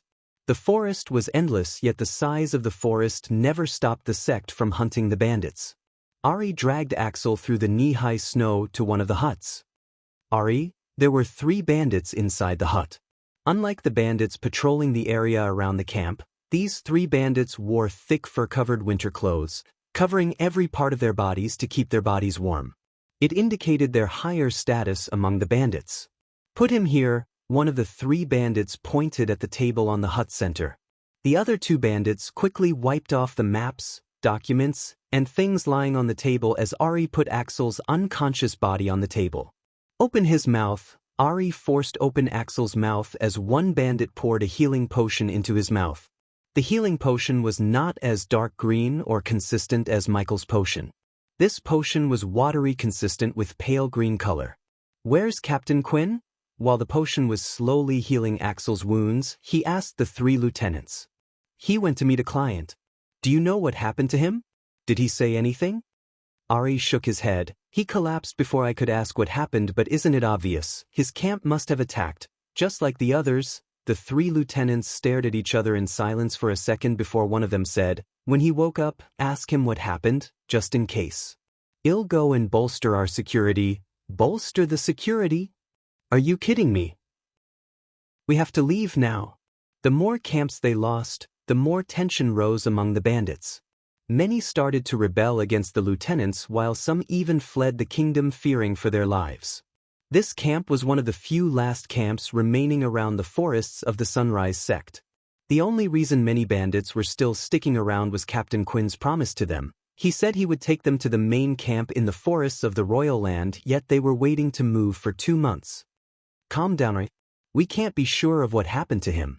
Captain Quinn already sent a team to hunt it down. I bet they already killed it. He did. You know Captain Quinn, he would always put his men first before the bounty. Oh. Just when Eris' anger was somewhat calmed down by the lieutenant's words, a thunderous roar echoed through the forest. Eris' body became rigid as he felt a cold chill in his spine. He dropped the spear in his hand, losing all the courage in his heart. The lieutenant seemed no worse than him. He was shivering and mumbling something under his breath. The fear of death overwhelmed their senses. Soon the silent forest became chaotic. Ari could hear the screams of agony outside the camp. No.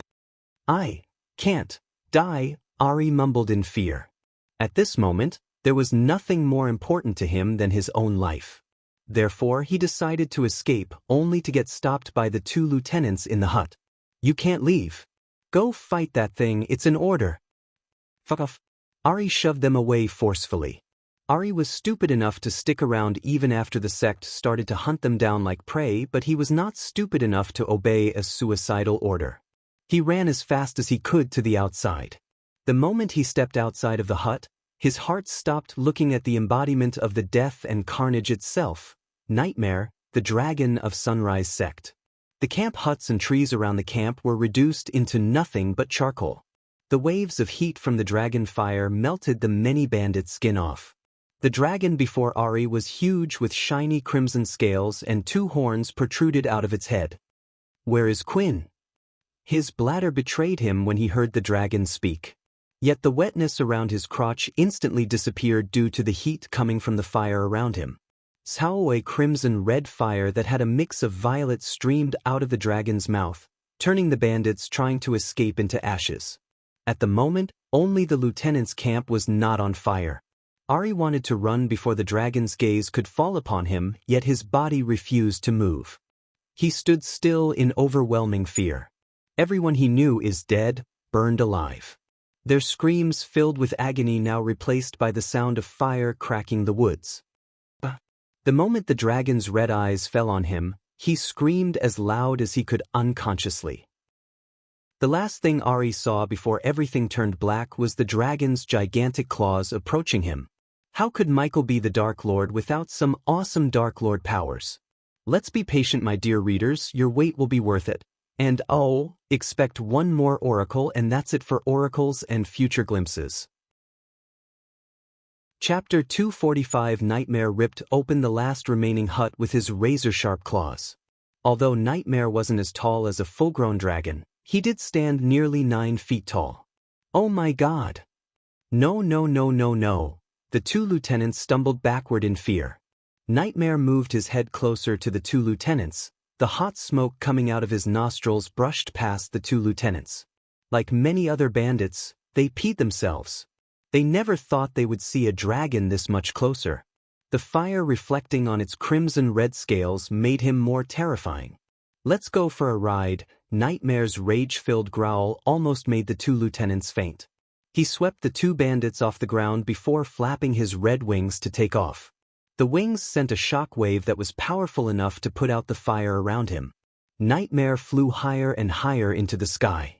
Realizing how high they are in the sky, they stopped struggling under Nightmare's clutch. If they were to be put down by the dragon, they couldn't even imagine the output. Where are you, taking us? Nightmare didn't answer as he continued to soar through the sky. After flying for another 10 minutes, Nightmare started to descend. The bandits expected the dragon to bring them to the sect, except the dragon brought them to the middle of the forest. Although they were flying for only 10 minutes, they crossed several kilometers. Everywhere the bandits turned, there was nothing but trees. The thick canopy barely let the light through, hence their surroundings were dark and gloomier. The moment Nightmare released them, their instincts to escape kicked in as they tried to crawl away. However, an invisible force prevented them from moving any further. Soon, the force lifted them up in the air. The bandits hovered in the air while Nightmare began to interrogate them. Tell me where Quinn is and he'll grant you a quick, painless death, or he'll slowly roast you too like chicken and eat you. Nightmare's body began to glow more and more, indicating the dragon's flame forming inside his body. He's in Royal Land, meeting someone. That's all we know. Nightmare was slightly taken aback by surprise. He never expected the two lieutenants to break so easily. The bandits he interrogated before either tried to fight him and died or never answered him until Nightmare roasted them alive. Ever since Jack was found dead, he was hunting the bandits day and night. He blamed himself for not being there when Jack was murdered. The guilt drove Nightmare crazy. After decimating many bandits' camps in the forest around the sect, Nightmare finally found the leader of these bandits, Quinn. Considering they had no leads whatsoever in the murder of Jack, Nightmare targeted the bandit leader who's responsible for all the bandit camps around the sect. He wanted to find the murderer before Gaia comes back. Jack was an annoying little brother to her. The whole sect was afraid of telling Gaia about Jack's death. Including Nightmare, everyone knew she would go berserk. His death affected the entire sect more than anyone would imagine. Jack was one of the disciples who never left the sect even when the sect was on the verge of closing. He was loyal to the core. Nightmare stared at the two bandits for a few seconds. The look in their eyes told Nightmare that they weren't lying. "Please, let us go." "Please," the bandits begged Nightmare to let them go. If it was before Jack's murder, Nightmare would have found some mercy in his heart, but after he saw Jack's body, he felt no mercy for kings like bandits. The more he grew, the more he understood the meaning of Ghost and Gaia's words. They always told him to be ruthless and unforgiving. After Jack's death, he realized why.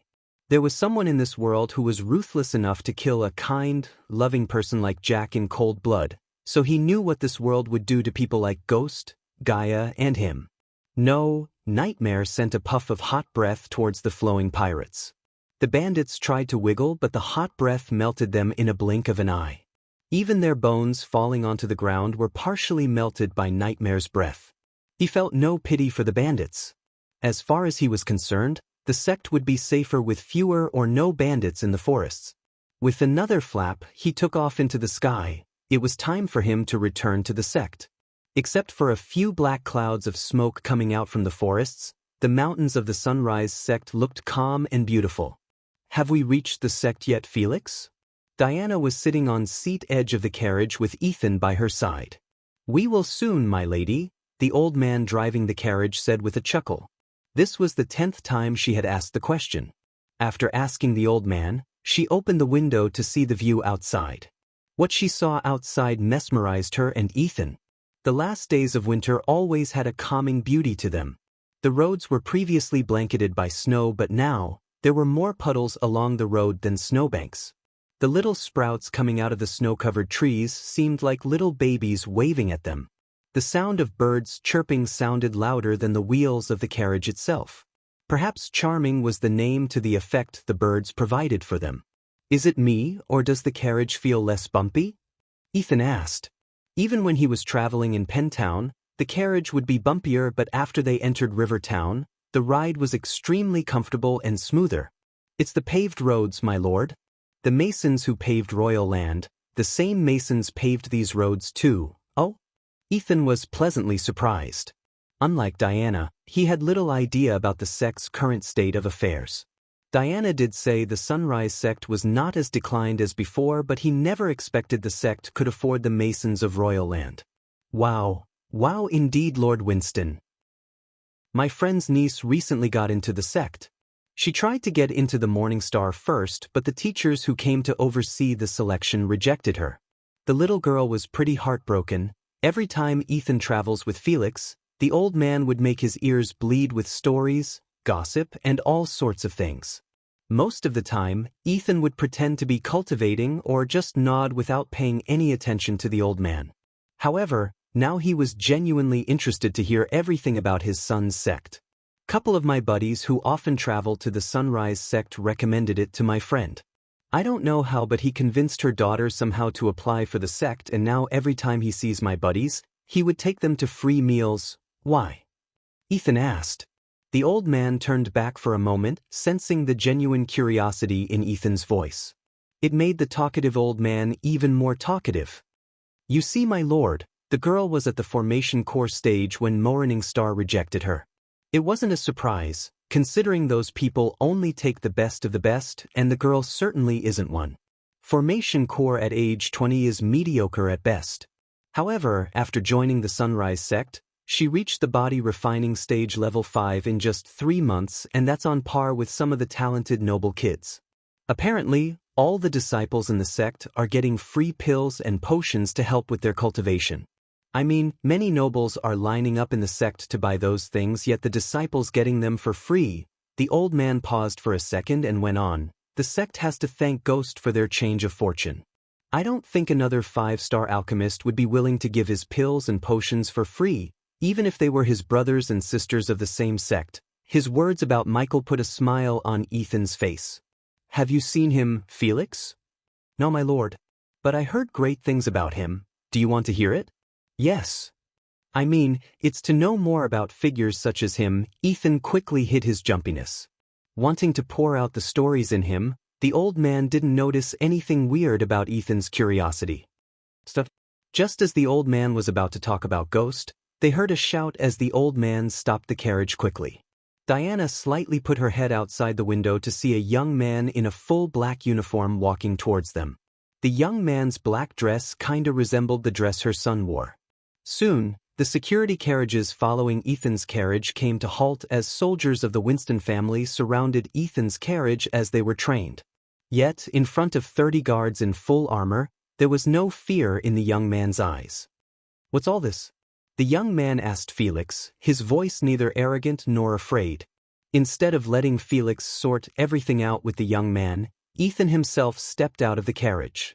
Only after seeing a core-strengthening level 8 cultivator, the young man's calm expression changed. Kid, why did you stop us? Ethan asked. How may I address you, sir? It's Lord Winston of the proud House Winston.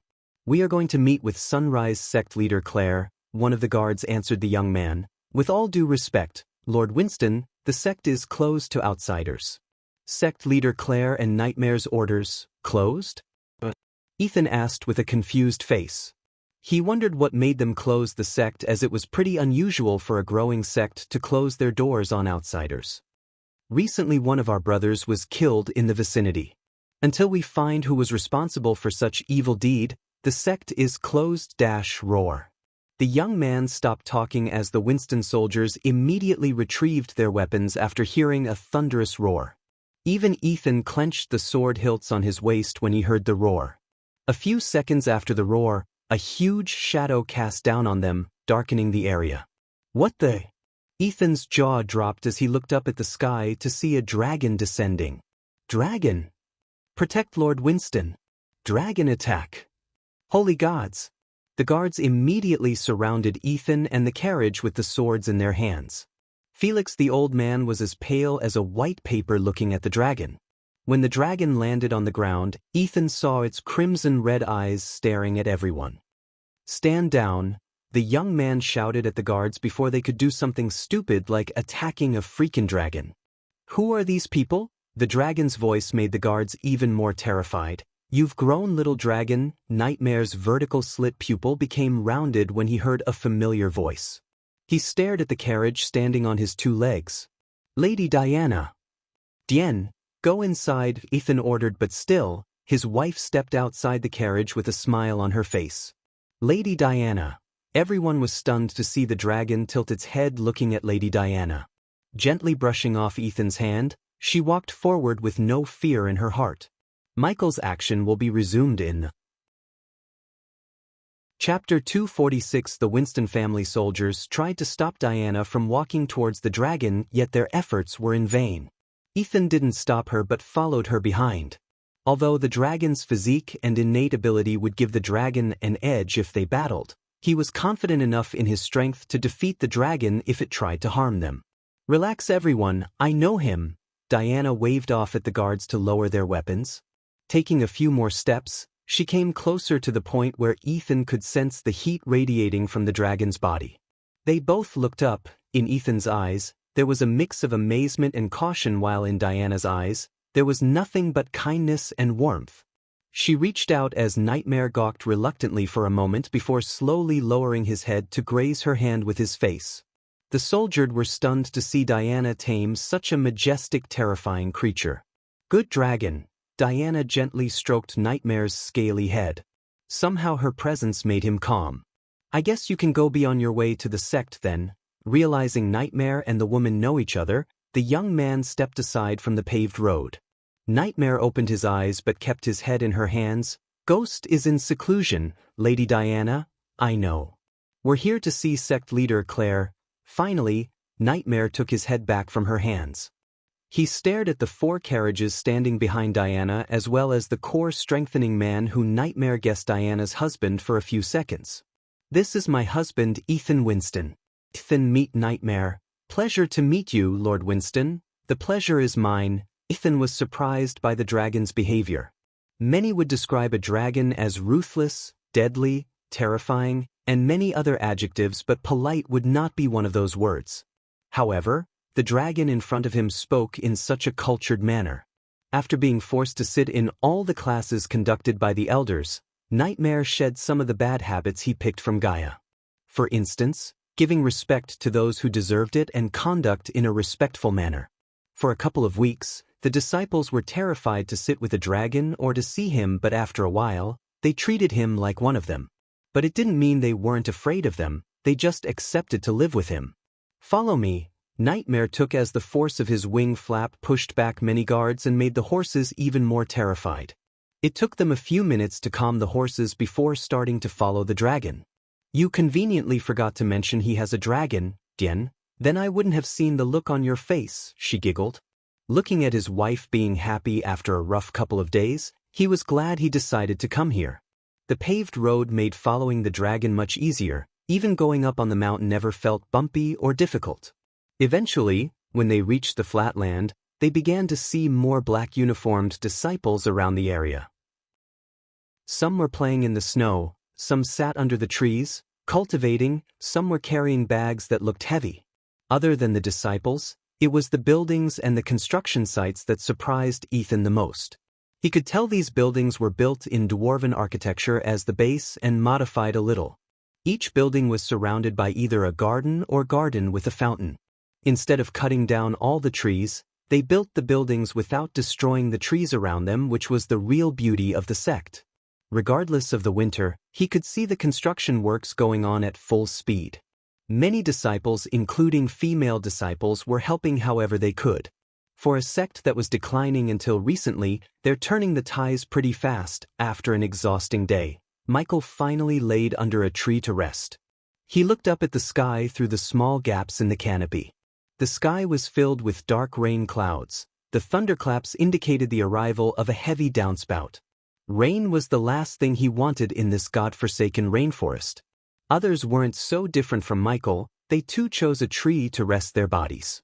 A few meters away from them, broken money limbs, as well as monkey dead bodies, could be seen. This was the 3rd wave of the monkeys they fought even since they stepped into the forest. The undead monkeys were so weak and fragile as they were more of an annoyance than a threat except for people like Jonah. Surprisingly, Ross' daughter Maria was trained in the arts of the spear as she defended herself well instead of relying on her father. Ah shit, here we go again. Michael heaved a sigh of exhaustion.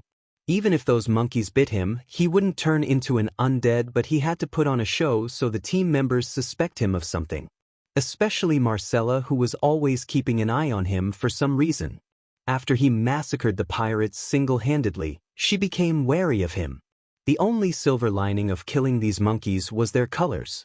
Never before Michael had seen colorful monkeys such as violet, pink, bright red, and green monkeys. Only if they stink less. These monkeys smelled so bad that he wanted to cover his nose in the middle of the fight. Soon the little monkeys surrounded them for the 4th wave of attack. Michael looked up at the tree he was resting under to see at least 10 colorful monkeys staring at him. Their skin was slowly peeling off from their bodies, but that never seemed to slow down the monkeys. To make the fight less exhausting, he pretended the monkeys were cricket balls and his Doombringer was the bat. Every time a monkey took a leap at him, he would swing the Doombringer, sending the monkeys flying into the trees.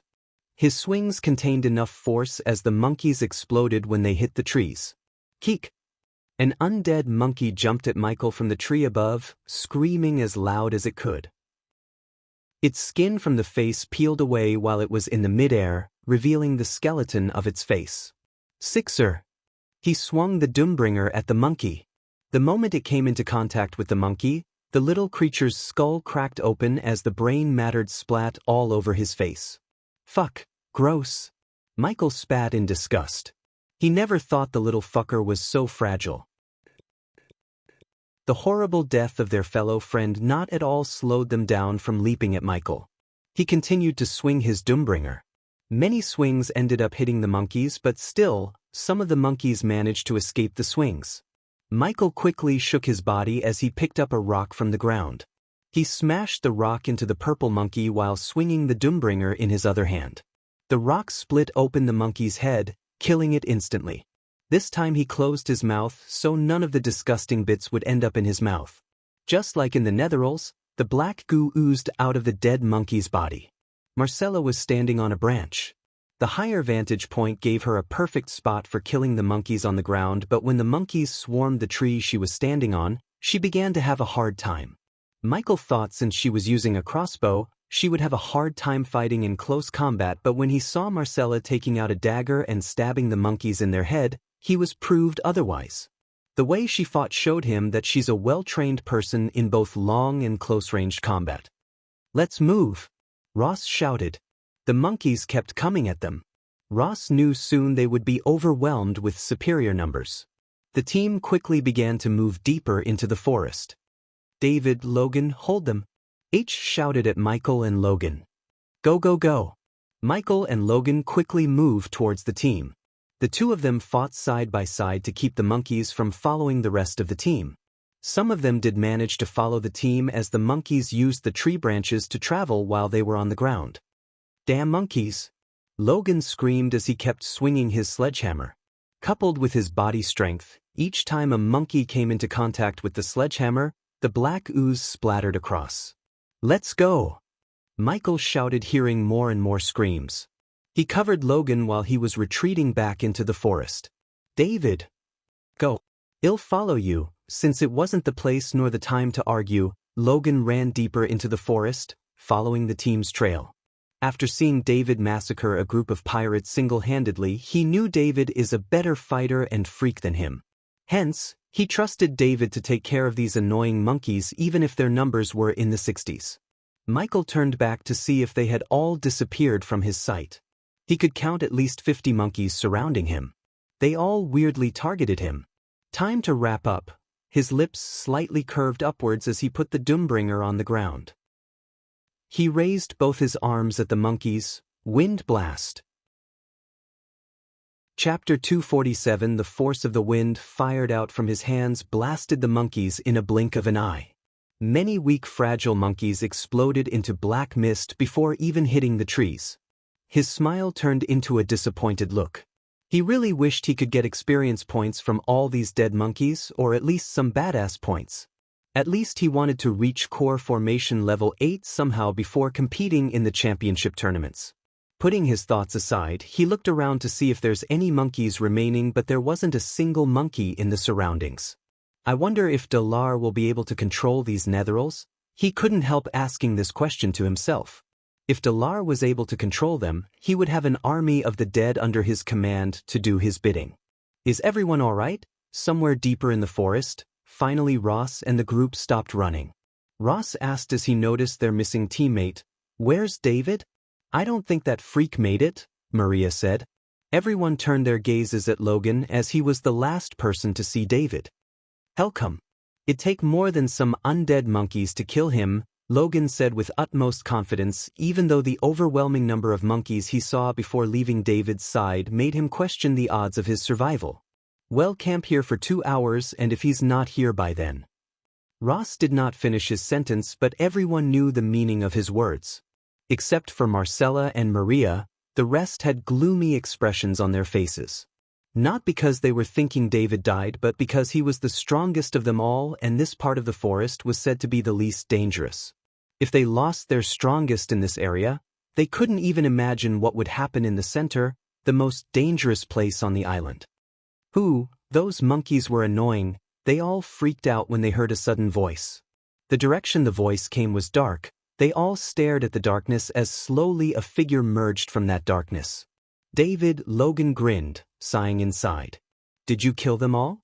It was Jonah who asked Michael the question. Michael just shook his head. Of course not, there were so many I had to back off. Thank gods they didn't follow me. The overwhelming number of monkeys as well as the way he spoke made them believe him. They didn't want to believe he could kill all those undead monkeys.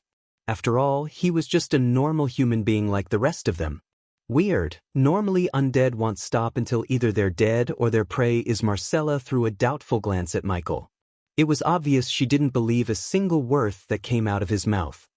If you have doubts, you better go and ask those monkeys. Michael couldn't care less about what she's thinking. After getting Ross to guide him to the artifact, he would show them his true powers. At that time, Marcella might end up as another victim of Lucifer. Humph! Marcella snickered before turning her back. Logan walked towards Michael while the others began to set up a temporary camp on the ground. After the long battle with the monkeys, they wanted to get some shut-eye, even if it's only for 2 hours.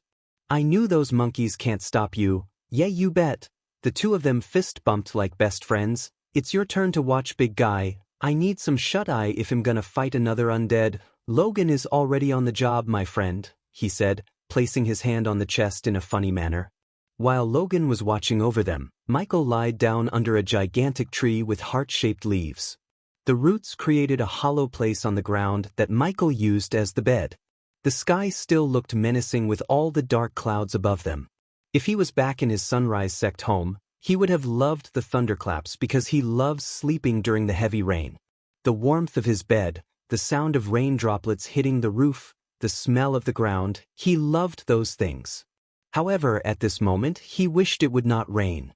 The forest was bad as it is with all the leeches and undead. The last thing he wanted was heavy rain. Hello, human, are you there? Just as he was about to close his eyes, he heard Gaia's voice in his head. Yep, he whispered. I sent those pirates a rescue ship with our little spiders. Good. I want them to spread rumors about me as far as they can. Where are you now?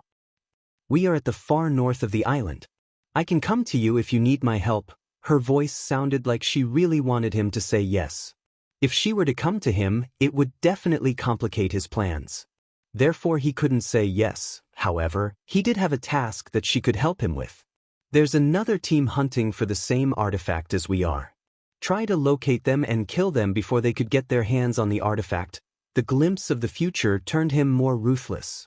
Just his order to kill them without sparing their lives made Gaia realize this change. If it was before, she knew he would have told her to chase them away or stop them by giving them a small beating. You sure you want me to kill them? I could just chase them away from the island. They came into this hive of undead searching for that artifact, so we can't expect them to back off unless you can do something that really scares the shit out of them more than the undeads themselves. You think you can pull something like that? For a few moments, Michael heard no answer from Gaia. Do what you want, just keep them from reaching the artifact before me. Will do, just put one of those drone thingies into the interlinked space ring. Already done that. After casting the wind blast to kill those monkeys, Michael refilled the APD and transferred the drones to Gaia's ring before coming to regroup with them. Contact me when you're done with them. What's happening on your end? They'll tell you everything later. Now I need to get some sleep. Is it raining out there? It must be since you're so desperate to sleep rather than talking to me. Goodbye. Michael cut the connection. He would have continued to talk to her if Logan wasn't coming in his direction. He willed the system to turn off the earpiece before closing his eyes. Ever since he saw the future, he rarely slept. When he first came to this world with the system, he really thought this was going to be some fun-filled journey of reaching the top, crushing his enemies, and having everything he wished for, but now, he was forced into saving this world. Although he already decided to save this world by conquering it, he was not completely doing it for the goodness in his heart. He was doing it for himself. The world he saw was not suitable for an immortal such as himself in the future. How could he live in a world that turned into hell? If he wanted to live his life to the fullest, enjoying every second of it, he had to first save the world. Besides, after witnessing the future world, he definitely felt less guilty about killing people such as the other team who's hunting for the artifact. Wakey wakey, Michael slowly opened his eyes to see Logan patting his shoulders. It felt like he just closed his eyes, but the 2 hours went by like a flash. Yaw, letting out a short yawn, he stood up and brushed off the dust on his dress. The rest of the teams seemed like they never slept. Sleep well. Like a baby, Logan's brows arched up slightly. Only you can sleep like a baby in a place like this. It's because you were protecting us, big guy. Michael patted Logan's back, chuckling. Ha, very funny. The rest of the team gathered their things while Ross took a glance at the map once again. If he was correct, they were 8 hours walking distance from the river where the recon team would be waiting for them with a boat. If we go this way, we have a better chance meeting with Johnny, Maria whispered to Ross, pointing at a different path leading to the river than the one marked on Ross' map. You saw those monkeys. If something happened to Johnny, her voice was mixed with anger and desperation to save her boyfriend. Ross stared between the map and his daughter. It's not like this new path is less dangerous than this one, Ross convinced himself for the sake of his daughter. If he were to find Johnny first before he could reach the center, the better. But he knew he cannot let the team know that he's taking a detour for his daughter, hence he decided to omit the itty-bitty information of him taking a detour. Be at your best, people. Well-faced deadlier undeads on our way to the river. Thankfully Ross didn't waste time giving them any pep talks which would have bored the heck out of Michael. He wanted to get the artifact as soon as possible so he could finally quench the thirst for curiosity. Let's move. Chapter 248. Somewhere else in the Azer continent, Noah, Alicia, and Maisie were flying above the clouds. As usual, Norvin was comfortably lying on Noah's shoulder while munching on 100-years-old dragon fruit. Finally, we're getting promoted to actual guardians from trainees, Maisie said excitedly. Her big round eyes sparkled thinking about being a guardian, which would end all the power struggle between her family and their rivals. It's time they promoted us, but I still feel like we're just filling the shoes of that 4 guardians who got exiled because of this new freak roaming around calling himself Lucifer. I'd say we should thank him. Haven't you seen the drop in the crime rate? It's crazy what fear could do to petty criminals, Norvin replied to Alicia. The little girl Maisie looked up at Noah to hear his thoughts, but he remained silent. He couldn't cultivate peacefully in the last couple of days. Every time he closed his eyes to cultivate, he could hear Abel's voice. It had been almost 7 months since Abel disappeared. Although he didn't want to believe it, Noah had a feeling that Abel lost his life inside the Nether realm. The guilt of failing to save his friend's life had become a thorn in his heart. Shut up, monkey. One day or another, an innocent person gonna up in that psychopath's crosshairs. The world will go to hell if everyone starts to play judge, jury, and the executioner. You're such a hypocrite. How many people have we killed so far? We were defending ourselves. We didn't go searching for people to kill or pass judgments on people. That's what King Courts and the Guardian Guild are for. If those scumbags were to go to the Guardian Guild or Kethan King's court with a complaint against us instead of trying to kill us, we would have gladly cooperated as we weren't guilty of anything. So you're saying unless it's defending ourselves, we aren't allowed to kill and seek justice with a King's Court or the Guardian Guild? Yes, Maisie tried not to get herself into the argument between Norvin and Alicia. In her mind, they were both right as she wouldn't be able to pick a side. However, the little girl did hate the idea of someone running around kidnapping, torturing, and killing people in the name of justice. Wow, Norvin and Alicia stopped arguing when they saw a majestic palace floating above the clouds. 12 majestic marble pillars held the triangular roof. The banner of the Guardian Guild fluttered in the wind along, radiating a noble aura around the palace. The flying angel, Noah mumbled under his breath. He had seen countless majestic structures made by various races, yet this was the most grandeurs of them all. He wondered how they made such a gigantic palace fly around. A few other figures could be seen flying into the palace at high speed. Wasting no time, Noah and his companions flew straight into the palace. The moment they crossed the 12 pillars, they were immediately teleported into a large spacious hall where they saw Peyton and Zanali waiting for them. What happened? Noah noticed the gloominess on Zanali's face. The usual shine on the redhead's face was nowhere to be found. Aside from Zanali, Peyton also looked very serious. The Guardian Prophet is on her way here, Peyton whispered, although there were only a handful of people standing in the hall. Who's she? Some kind of fortune teller? Norvin tilted his head bewildered. Ouch! Alicia slapped the back of Norvin's head. Shut your mouth, damn monkey. She's someone who's extremely important to the guild. Apparently, the last time she came out of seclusion was 50 years ago to help the Guardians put an end to Zullo, the necromancer. If she's coming today, it must be something extremely important. Only Noah seemed to know who Zullo is while the others had a confused look on their faces. They kept gawking at Noah and Peyton for either of them to explain, except they didn't utter a word. Soon, more and more Guardians arrived in the hall. Some were even at the soul-refining stage. No matter how powerful one was, they all seated themselves on the ground, waiting for the Guardian Prophet to arrive. The Guardian Prophet has entered the flying angel. Suddenly a gentle voice echoed through the hall as the ground itself began to tremble. They all noticed the floor at the hall's very front rising to form a stage. Come on, Peyton gestured at them to follow her. They all followed Peyton to sit at the very first row in front of the stage. No one in the hall uttered a word, even a pin-dropping sound could be heard crystal clear. As they were waiting for the prophet, a heavy wind appeared in the hall out of nowhere.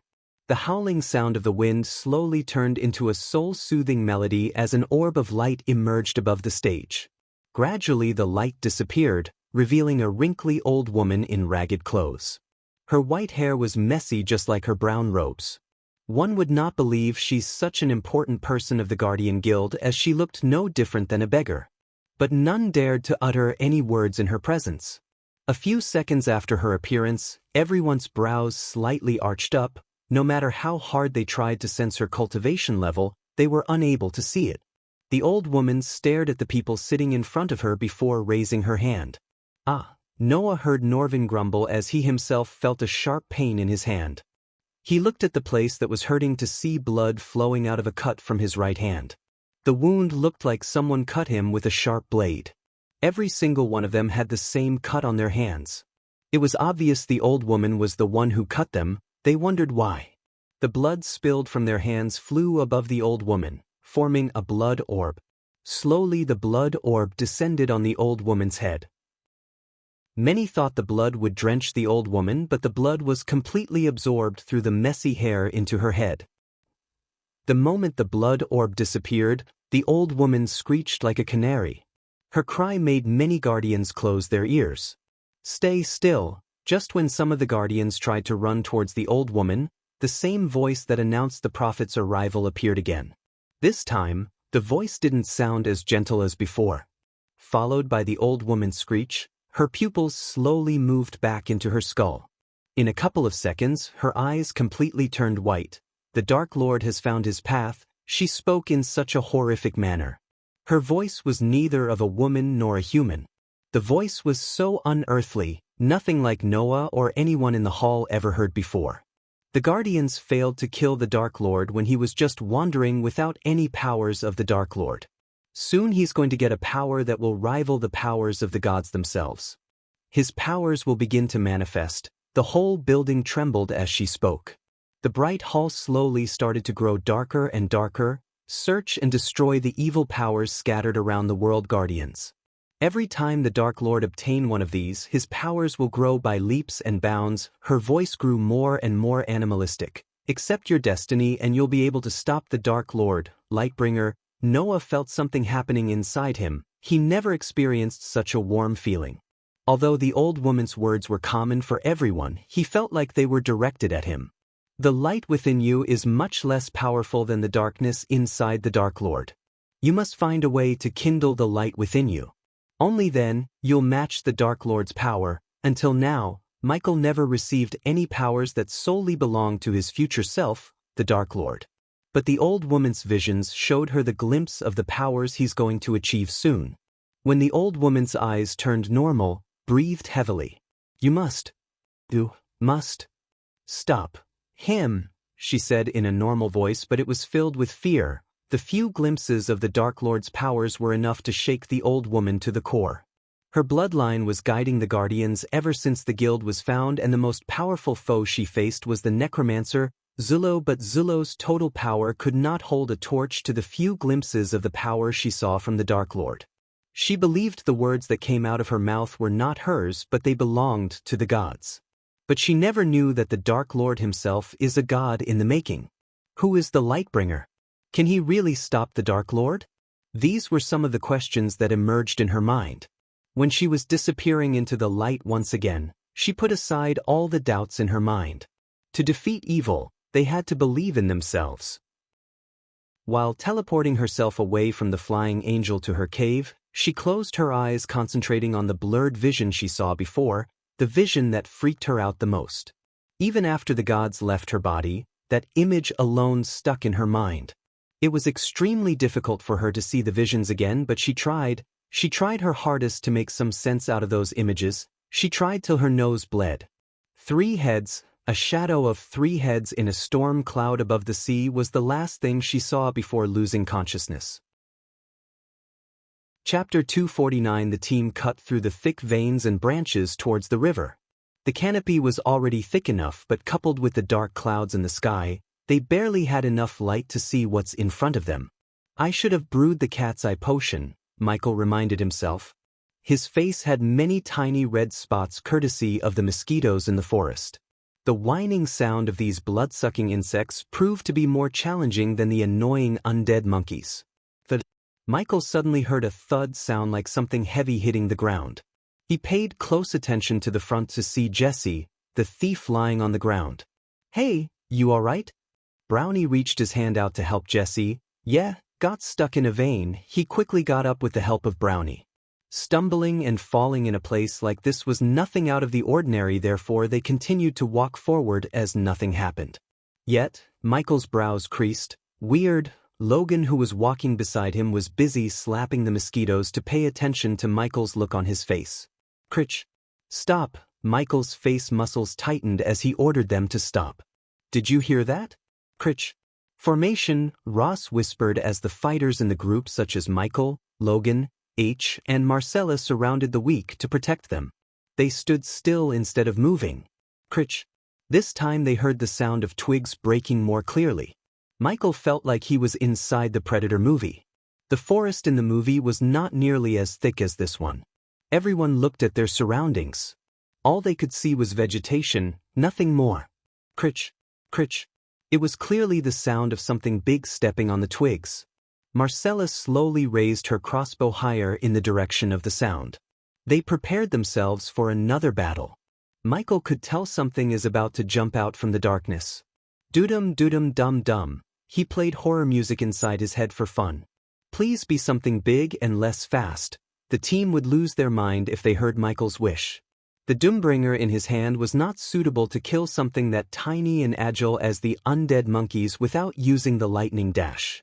If something emerged from the darkness big and slow, he would have an easier time killing it. "Fuck!" Marcella cursed as her eyes went wide in shock. The others swallowed, mouths full of saliva, looking at the creature standing on top of a branch. Finally, Michael turned his head and realized his wish had come true. The creature that was standing on the branch was an undead black panther. No one dared to close their noses despite the stench coming from the panther. The panther's skin wasn't coming off of its body as it was with the monkeys. It was evident that this panther has been turned into an undead recently or even a couple of hours ago. If it wasn't for the stench and the lack of pupils, they wouldn't have assumed the panther to be an undead. Unlike those monkeys, it didn't mindlessly leap at them to attack but jumped from branch to branch as it was studying their strengths and weaknesses. "What's it doing?" Logan whispered. "Don't make any sudden movements," Ross whispered while holding his silver scimitar tightly. He also moved closer to Maria so he could protect her when the panther starts to attack them. "Let's back away. Slowly," H whispered before slowly taking one step at a time. Growling, the panther growled as their bodies went stiff. Thud. Finally, the panther leaped down to the ground from the tree branch. Looking at the team, the panther bore its teeth menacingly. "Come on, kitty kitty." Michael raised his Doombringer as the panther scratched the ground with its paws. Growling. Suddenly the panther leaped at them. Its drool splattered across the ground, permeating even more stench. Due to the lack of pupils, they were unable to guess its target. It looked like it was targeting Michael, but just when he was about to attack, The panther changed its target to Logan. Michael swung his Doombringer, but he missed it by an inch. The Doombringer brushed past the panther's head while it lunged at Logan. Fortunately, Logan had a quick reflex as he raised his sledgehammer to prevent the panther from taking a bit out of his neck. "I don't have a clear shot," Marcella shouted, trying to get a good shot at the panther. Logan and the panther rolled on the ground. The panther was trying to bite him while Logan was trying to push away the big cat on him. "Don't move," Michael yelled at Logan. He held the sledgehammer that stuck between the panther's jaw even tighter. Boom. This time, Michael didn't miss. His Doombringer's blunt head struck the panther's rib cage. The panther went flying away from Logan. It then hit a large tree before falling down. The tree the panther hit trembled due to the force. Bush, bush, bush. Marcella used the opportunity to shoot bolt after bolt at the panther. Although every single bolt hit the panther, none could penetrate the thick skull of the panther. Growling. The panther growled again. The Doombringer caved in the panther's rib cage. When it stood up, black fluid started to ooze out of the wound, yet it didn't slow down the panther's movements. With a forceful push to the ground, the panther leaped into the air. Everyone raised their weapons to defend themselves when they saw Michael also leaping higher into the air. Their jaws almost dropped to the ground in shock. Even Ross's eyes went wide. What the fuck? Logan's eyes looked like they were about to pop out from the sockets. His mind couldn't figure out how David could jump so high with that heavy weapon in his hand. Ding. Congratulations to the host for successfully being a badass. The reward is 700 badass points. Ding. Congratulations to the host for successfully being a badass. The reward is 1000 badass points. Boom. In the mid-air, Michael and the panther clashed. Michael swung the Doombringer with all his strength. The Doombringer struck the panther's back, but it wasn't without a cost. Before the attack could sink in, the panther headbutted Michael in the chest. Everything happened so quickly, the team only saw the panther hitting the ground after getting struck by Doombringer and Michael flying into a tree before hitting the ground. Shit. Logan wanted to help David, but in a blink of an eye, the panther stood up with its spine sticking out of its back. It lunged at them. Fortunately, it was not as fast as before because of the broken spine. The APD quickly injected a healing potion into Michael's bloodstream, healing the wounds as well as easing his pain. Even after he was completely healed, he didn't stand up to join the fight. If he did otherwise, they would definitely suspect him more, as a normal human being would not be able to stand up after taking such a blow. Jumping into the air was already pushing his luck, but the 4000 badass points were worth the risk. While lying on the ground pretending to be injured, he stared at the fight happening a couple of meters away from him. The more he watched the fight, the more he realized the threat within the team. On the other side, Logan was swinging his sledgehammer while Marcella fired bolt after bolt at the panther. After seeing the endurance and the strength of its body, the others backed off from the fight, leaving Marcella and Logan to deal with the panther. If any of them tried to attack the panther with a sword, they knew they would be killed in a second. Experienced fighters such as H and Ross took an occasional slash at the panther. Their experience was evident to Michael. The two guys slashed at the muscles joints connecting limbs, further slowing down the panther. The more time went by, the worse the panther looked. Countless bolts sticking out of its body and the black fluid was oozing out of the wounds. Since the panther's speed significantly slowed down thanks to Ross and H, Logan was able to land heavy hits on the panther. Ah! Michael noticed Logan letting out a battle cry. His muscles flexed out, each muscle had perfect definition, especially his biceps that were bigger than many people's thighs. Finally, something interesting, Michael mumbled. He fixed his eyes on Logan, who's fighting more and more violently. It seemed like he entered a berserker mode. The panther was getting pounded by Logan left and right. No matter how much black ooze spattered on his body, Logan did not slow down. He kept beating the black panther all over its body. Hit its head, idiot, Michael rolled his eyes. If Logan had landed those hits on the panther's head, its head would have split open by now, ending the fight. He wanted to rest until they finally killed the panther, but he had to intervene before the team got slaughtered by the new threat that only Michael knew about. Go for its head. Marcella screamed at Logan, looking at the panther's vulnerable state. Cut off its limbs. Ross shouted at H before dashing towards the panther. The two experienced fighters in the team worked together to cut its limbs. While Logan was going berserk on the paw nether, they slashed at its limbs as strong as they could. Growling, the panther growled when Ross and H cut off the 4 limbs. The two of them pushed their limit to move fast and cut off its limbs. Ah! Logan roared loudly before bringing down the sledgehammer onto the panther's head. The moment the sledgehammer collided with the panther's head, it cracked open the head like a coconut. The brain matter exploded into a black mist. Finally, the team was able to heave a sigh of relief looking at the panther stops moving. Chapter 250. Gradually Logan's flexed muscles went back into his body. He was breathing heavily when he saw David standing up. Apart from a few splashes of red blood and black goo on his robes, he looked perfectly thin in Logan's eyes. The same couldn't be said to Logan himself, as he wanted to stop fighting the urge to faint. Logan bent down, clenching his knees to support his body from falling down. The rest of the team was too spent to gawk at Michael in surprise. Keep your shit together, big guy. We have one more thing to take care of. Michael gave a short pat on Logan's shoulder before walking towards the rest of the group. On his way, Michael picked up a crossbow bolt from the ground. They all wondered, what's he doing, Bam? Their bodies again tensed up when they saw Michael lift Jesse by his neck and slam him against a tree. The tree trembled as leaves and twigs blasted away by the force. Marcella immediately raised her crossbow at Michael, while the others also had serious looks on their faces. What the hell are you doing? H shouted. Instead of answering, Michael just stared at the masked face of Jesse for a few moments. What? Jesse tried to speak, but words barely escaped through against Michael's clutch. Did anyone notice that the Black Panther never targeted Jesse or attacked him? They were all confused by Michael's question. In the heat of the battle, they never noticed anything weird. He stayed out of its target range, so what? Marcella growled, refusing to let Michael manhandle Jesse like this. She knew and trusted Jesse more than Michael. Giving no answer to Marcella, he just ripped off Jesse's cloth covering his arm. The moment H and everyone saw Jesse's right forearm, they took a step back from him. Marcella's eyes went wide as her body jerked in shock. Jesse's forearm had a 2-inch diameter circle bite mark. The area around the mark was riddled with yellow and blue veins. It's nothing. Jesse mumbled. He was already infected when the battle started. That was why the panther never targeted him. That was why he was stumbling on the way. The first thing that raised the suspicion on Jesse was when he stumbled down.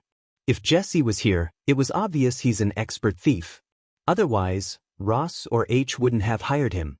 A single misstep would cost a thief's life, hence they trained themselves to take each step with utmost care no matter where they are. For an expert thief like Jesse, falling down clumsily was pretty unusual. The next thing was when the team fought the panther. Although it focused its attacks on him, Logan, and Marcella, it never seemed to target Jesse. Besides, he also kept scratching his forearm instead of throwing the throwing knives hidden inside his cloak. How long? H asked, gently patting Michael's hand, wordlessly telling him to loosen his grip. Michael did loosen his grip but didn't let go. Only a menacing growl came out of Jesse's mouth. Jonah cautiously stepped towards Jesse, adjusting his glasses to examine the wound. Judging by the color around the wound, I'd say 3 hours. That's approximately the time we faced the undead monkeys, said Brownie. Thinking weak undead such as the monkeys managed to bite Jesse, he just shook his head in disappointment. If my guess is right, he will turn undead in 1 hour, he stuttered in fear. The reality of someone he knew will be undead in a matter of time freaked him out. Whatever he's here for, we have to do it without him. Michael's face was calm. There was no shock or fear on his face despite holding a soon-to-be undead in his hand. He spoke looking at H and Ross since this was their operation and only they knew the real reason to bring a thief to this island. H just nodded without stating the obvious. Sorry dude, any last words? Grara, suit yourself, Pulch. Michael stabbed the crossbow bolt he was holding in the other hand through right between Jesse's eyes, killing him quickly and painlessly. Check yourselves, I'd hate for you to turn into an undead. H said, quickly hiding his concern from showing on his face. With the system on his side, Michael couldn't care less about losing a thief. It was indeed a pity for the team to lose one, but at the end of the day, it was expected. You cannot leave him like that, Maria protested against leaving Jesse's body. We don't have time to give him a proper burial, Ross sighed, but the others showed no concern for Jesse's body. After all, Jesse died and it was just the mortal shell. It's the least we can do for him. Undead or not, he was a human being. Let's move. H ignored the protest of this naive young girl. Michael followed H behind. Although he trusted Gaia to find and stop the other team from reaching the center, he still didn't want to waste any time doing chores for this stupid girl. If you don't, I will. The girl stomped the ground. She looked extremely stubborn as she began to walk towards Jesse's body. The team stared at Ross while H clenched his teeth in frustration. Not only H, but Michael also looked pissed.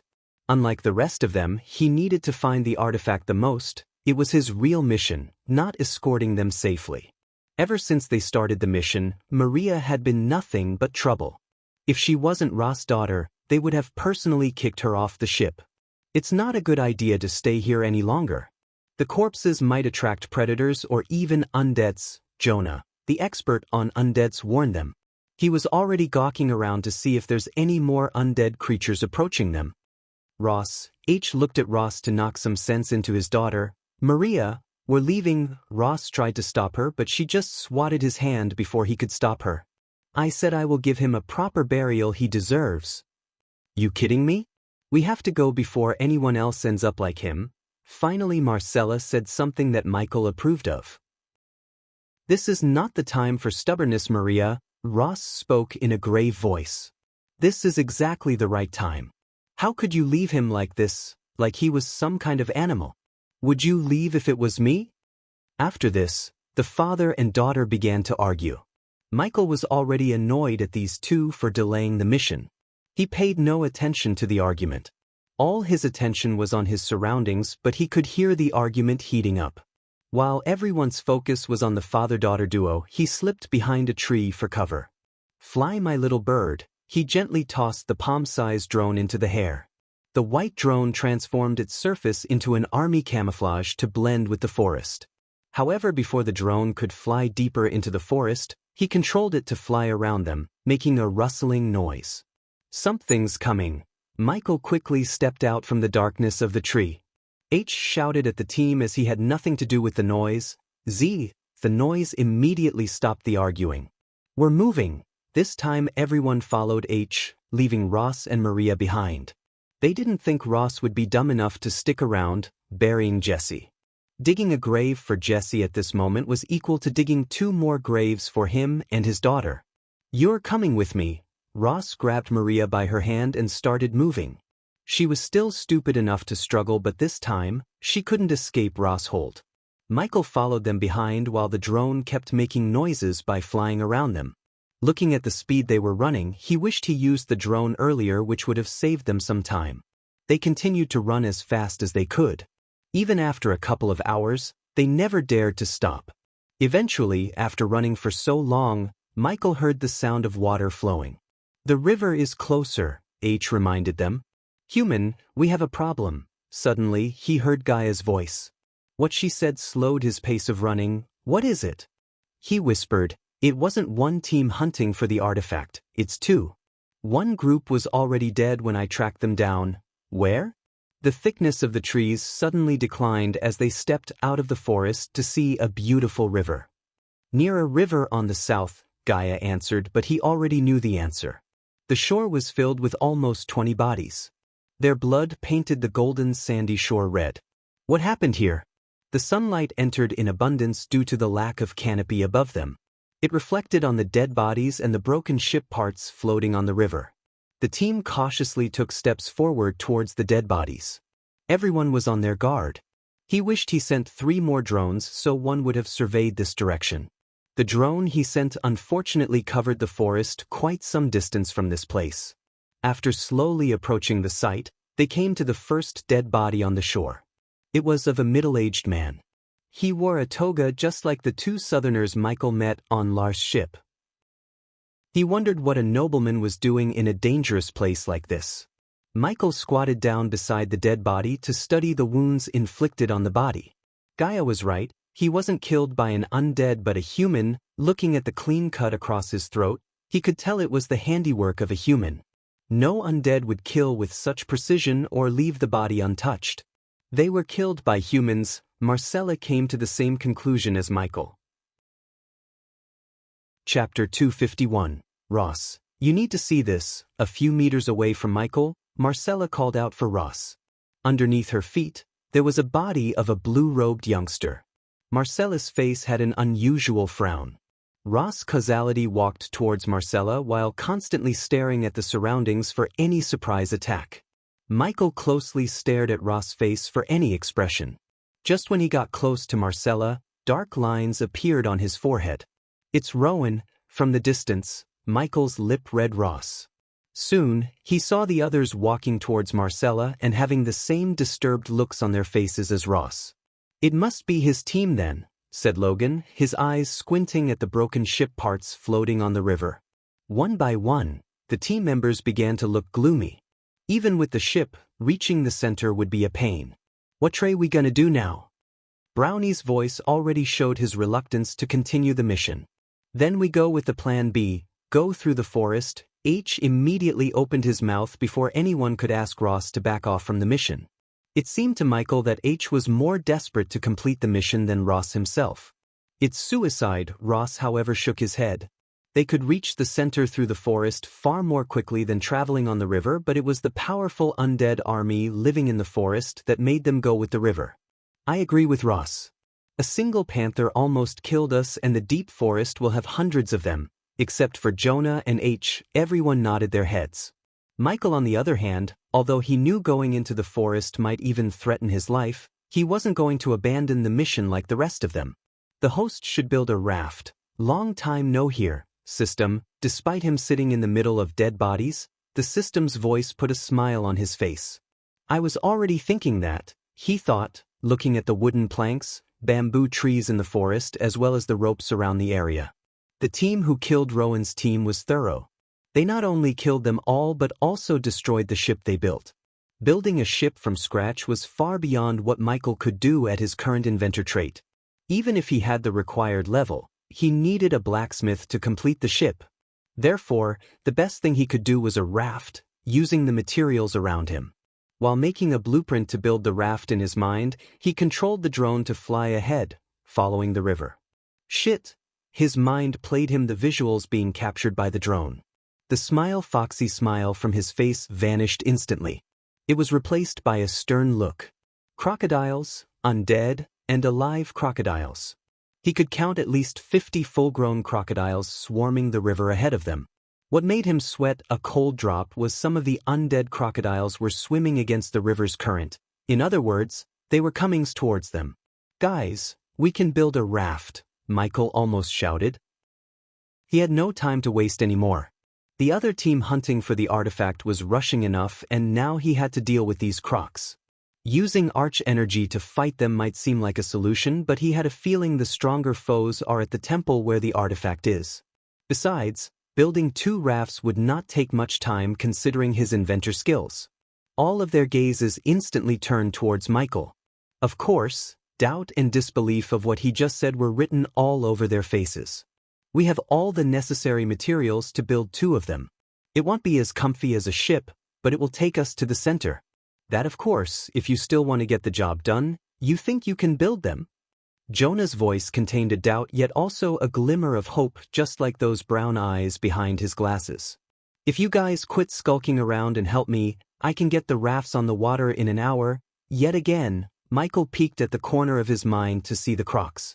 They're the deadliest predators in the world for a reason. Michael couldn't help praising the crocodiles after seeing their speed. The river's current was pretty strong, yet they moved so fast and swiftly against the current. We're in too deep to back off, Ross. I won't turn my back on Johnny. H and Maria tried to convince Ross to move forward with the mission as Michael expected. If it wasn't for the fact that the flying time to the center is almost 4 hours, he might have shown his true face. To save the precious 3 hours of cultivation power, Michael decided to stick with them. The more people he surrounds himself with, the less chance he would end up undead. Chow. David, what do you need from us? After taking a few long moments, Ross finally asked Michael. Anyone with 2 eyes or 1 eye could tell how reluctant Ross is.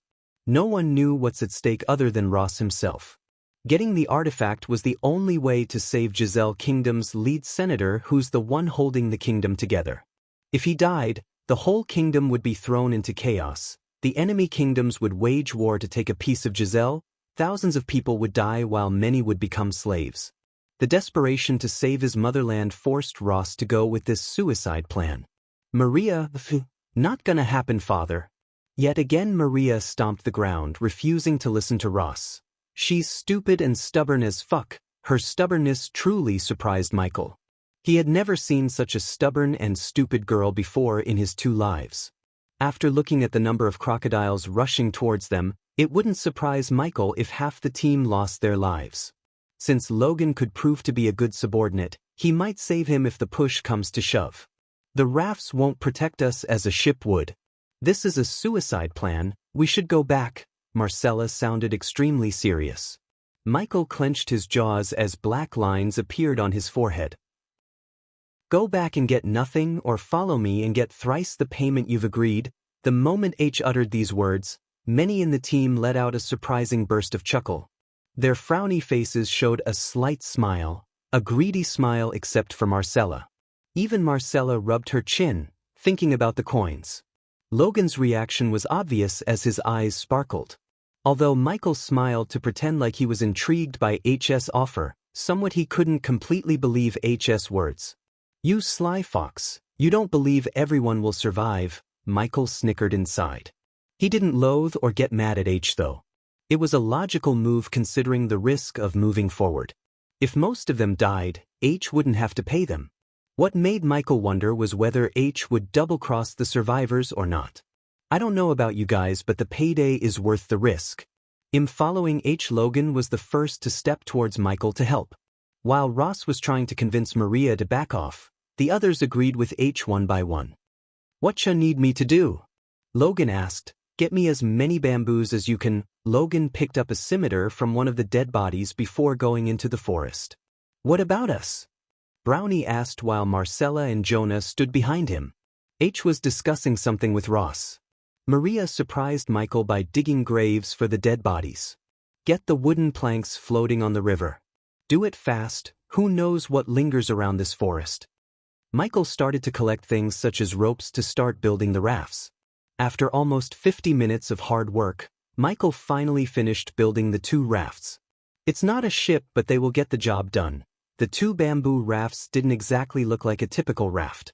Each raft contained 3 layers of green bamboo. Michael also tied wooden barrels with the raft to make them float better. Since he knew about the upcoming threat, he used the wooden planks as the walls to somewhat provide protection against the crocs. In simple words, each one was a raft with 3 walls. He knew the walls would be destroyed by the crocs in a few moments after meeting them, but those few moments could save a life. He knew that the more people he had to fight the undead, the better his chance to obtain the artifact. H, Logan, Jonah, Marcella on one raft. The rest of us will get on the other one. This meant Michael, Ross, Maria, and Brownie would be on the same raft. He kinda wished Logan to be on the same raft as he is, but he doubted the raft could take the big guy and his sledgehammer along with him and the Doombringer. I'll go first. Michael walked towards the raft floating behind H's raft. When he jumped on the raft, it wobbled for a moment until he balanced himself. They're close. When he peeked at the visuals being captured by the drone, he noticed the crocs getting closer and closer. Although he still looked calm, he was pretty serious about the upcoming battle. Soon, one by one, the team jumped onto the raft. Sigh. Only after he saw everyone standing on the rafts without drowning in the river, he breathed a sigh of relief.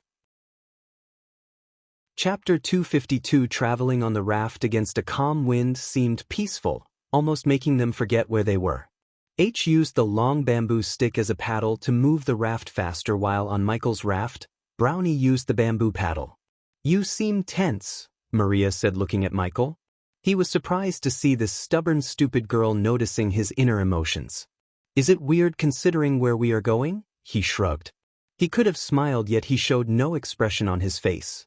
After getting a question as an answer, Maria frowned before sitting on the raft to relax her muscles.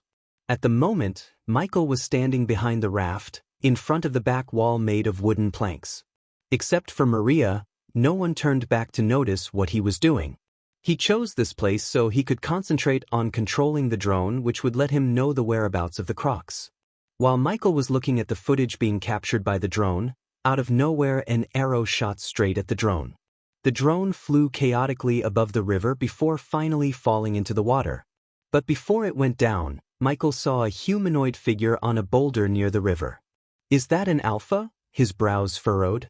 This was another difference he found in the netherals of the southern continent. Back in the northern continent, a netheral bite wouldn't turn a cultivator into a netheral. It was the exact opposite here. It was obviously the lack of arch energy in the people's bodies here. If Jesse was a cultivator and had arch energy running through his energy veins, he wouldn't have turned into a netheral or undead. As he learned recently, the alphas were stronger and intelligent undeads who possessed intellectual equal to a human.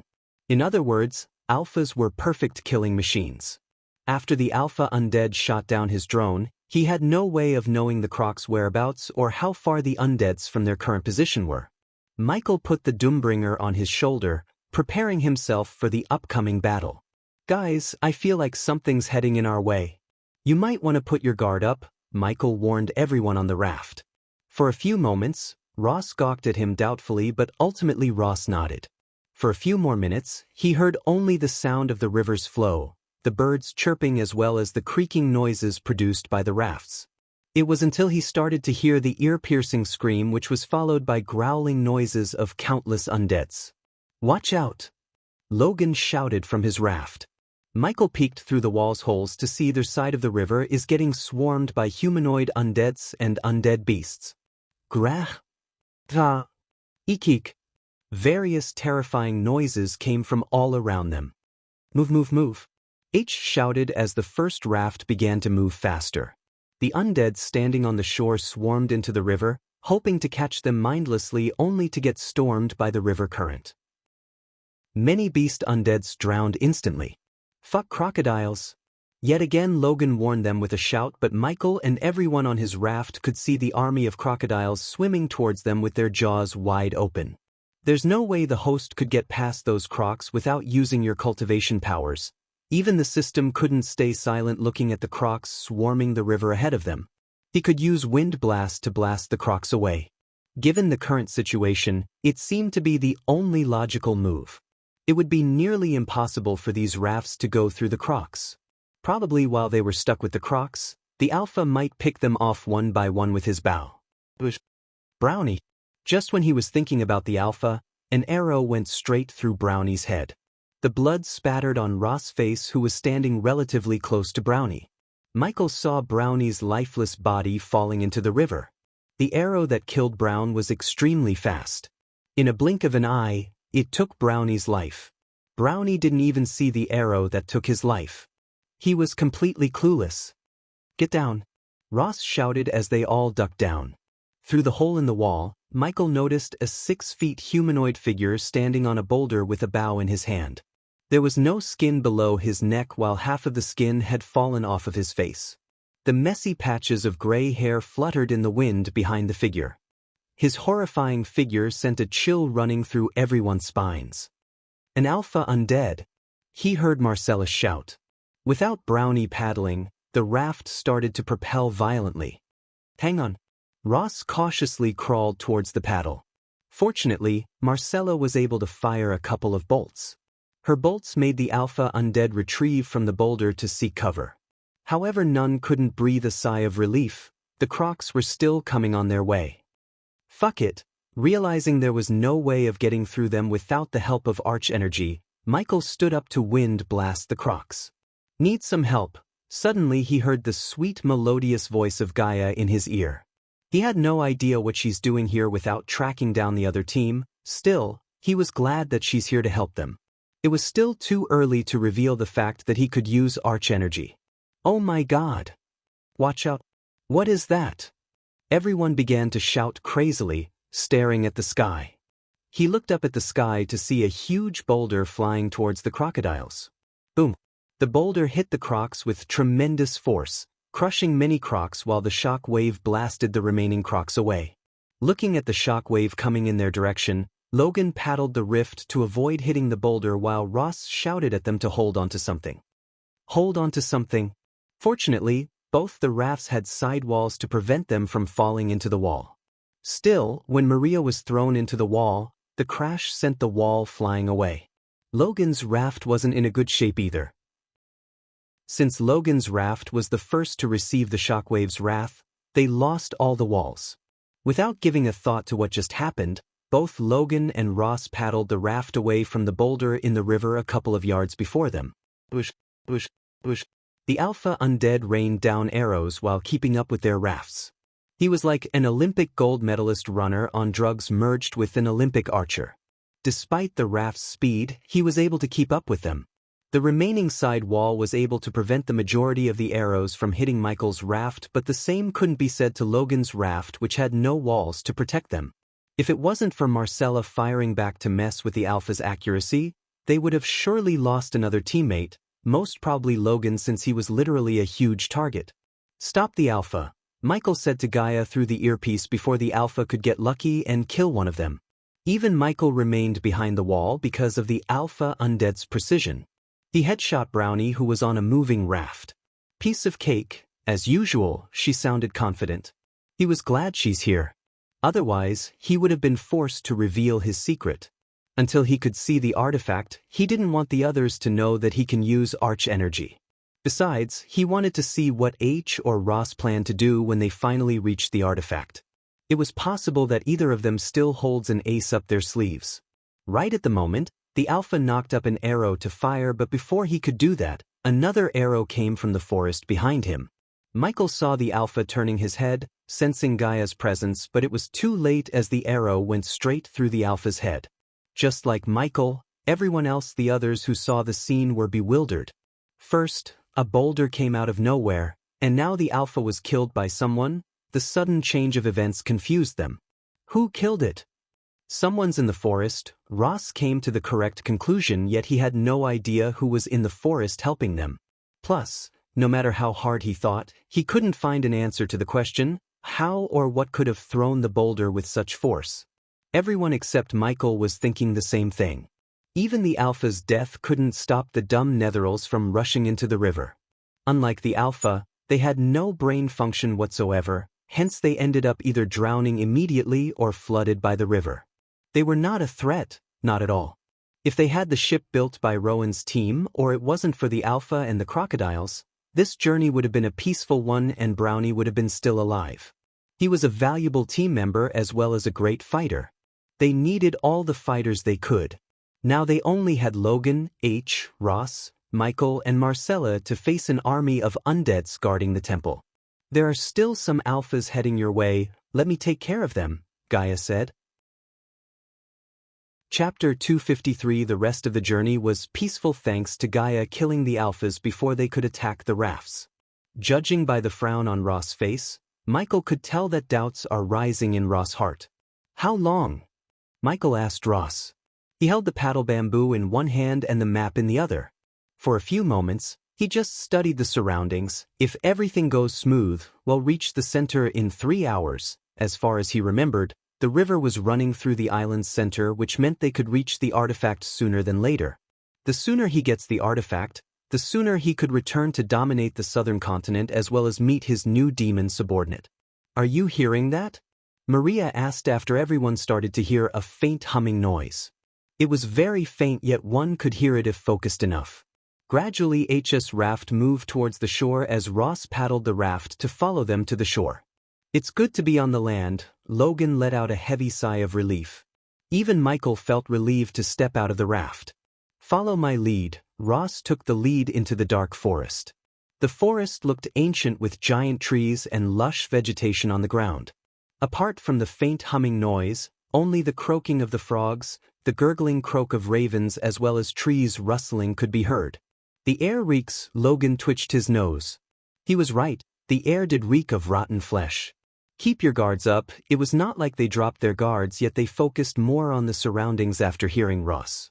Every single one of them took the next step with utmost caution. Even H, who seemed to be in the rush to get the artifact, walked slower. The lush forest made following Ross difficult. In the distance, they could hear the thunderclaps. Pushing the foliage away, Michael and Logan followed the team behind. Without uttering a single word, they kept walking. They kept walking as the faint humming noise began to sound louder and louder.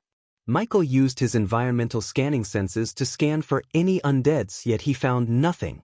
It was surprisingly unusual. Although there were no undeads nearby, he couldn't shake the eerie feeling. Except for the humming noise, there was no sound, not even a chirp of a bird. After an hour of walking, the thick forest seemed to decline. They could see the light coming through the forest a few hundred meters ahead of them. In getting closer, Michael's instincts told him that the artifact is nearby. He could vaguely feel a tremendous amount of energy coming from ahead of him. When they finally stepped out of the thick forest, they were welcomed by a huge surprise. Holy fuck! Logan's jaws dropped, just like the rest of them. What they saw was a pyramid, a miniature-size pyramid surrounded by an army of undeads and trees. It was at least 50 feet tall and 30 feet wide. Instead of sandstones, this pyramid was built using a grayish stone that gave the pyramid a dark look. What is this place? Logan asked as his eyes widened in shock. The question should be, how do we reach the inside? Still, H's focus was on the artifact, not on the pyramid. He had the least surprised look on his face. Even Michael was stunned by this wonder, but not H. The system is sensing strong first energy fluctuations. First energy? Do you think I can use it through Energy Devourer? Since your body and soul endured the first energy before, you'll be able to use the first energy with no problem. Awesome, his face brightened. When he first sucked in the first energy, he was able to get from the body strengthening stage to the core formation stage in one go. Luckily, he was again presented with the first energy source. What is this artifact?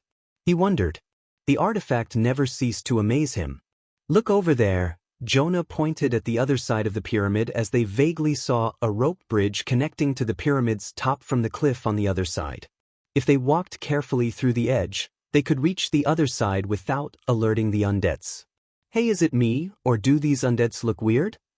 Logan looked down on the undeads from the cliff. They are hibernating, Jonah said, lifting his glasses up. Michael heard about this phenomenon from Dalar. It was like when the Netherals had nothing to attack in the vicinity, they would enter into a state that could be compared to humans sleeping. Until they could sense prey, they would remain in this state. Hibernating? What does that mean? Logan scratched the back of his head. You can think of it as an undead version of sleeping. H quickly interfered before Jonah could start a lecture about undeads.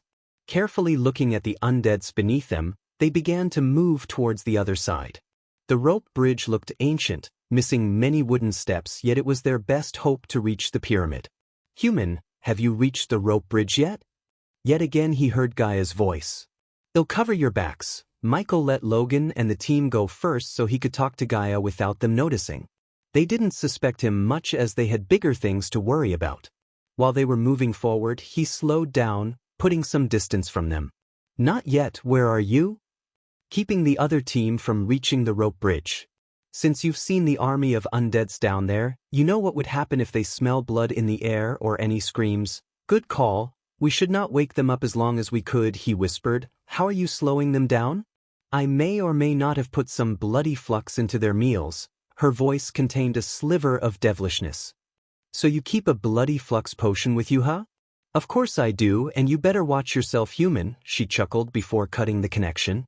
The bloody flux was a potion that would cause diarrhea. The fact she had a bloody flux potion with her didn't surprise Michael very much. Anyways, he was glad that her potion was able to slow down the other team. If they were affected by the bloody flux potion, he knew their combat skills would hit low, and even if they did try to fight them, which was very unlikely considering the hibernating undeads, Michael's team would have an easy time dealing with them. While they were walking on the edge, every single one of them did their best not to kick any pebbles down at the undeads. It was evident that if they woke one undead up, the whole army would wake up. It took them half an hour to reach the cliff on the other side. Except for Michael, none of them knew that the other team was hiding in the forest behind them. They are coming. Michael sensed the other team moving towards them with the help of the environmental scanning. Their movements were slow, probably due to the bloody flux. In a few minutes, Michael's team heard a voice coming from the forest. They quickly unsheathed their weapons. Stop. One by one, the other team members walked out from the forest's darkness. They wore gray hooded robes covering every part of their body. Even their eyes were covered by a black transparent cloth. However, the one who walked out from the forest last didn't wear similar clothes. He just wore black armor protecting his torso and brown leather breeches with black boots. His short golden hair was messy and his face was pale. Johnny. The moment Maria saw the young man, she almost shouted. Everyone's eyes widened in shock. Maria leaped at the young man, embracing him like there's no tomorrow. Maria, the young man hugged her back.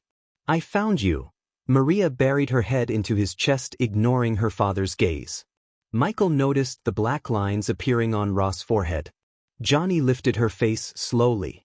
Just when he was about to lock his lips with hers, Ross opened his mouth. What are you doing here? I could ask the same. Johnny sounded like he was too weak to speak. They all noticed this, but only Michael knew the reason.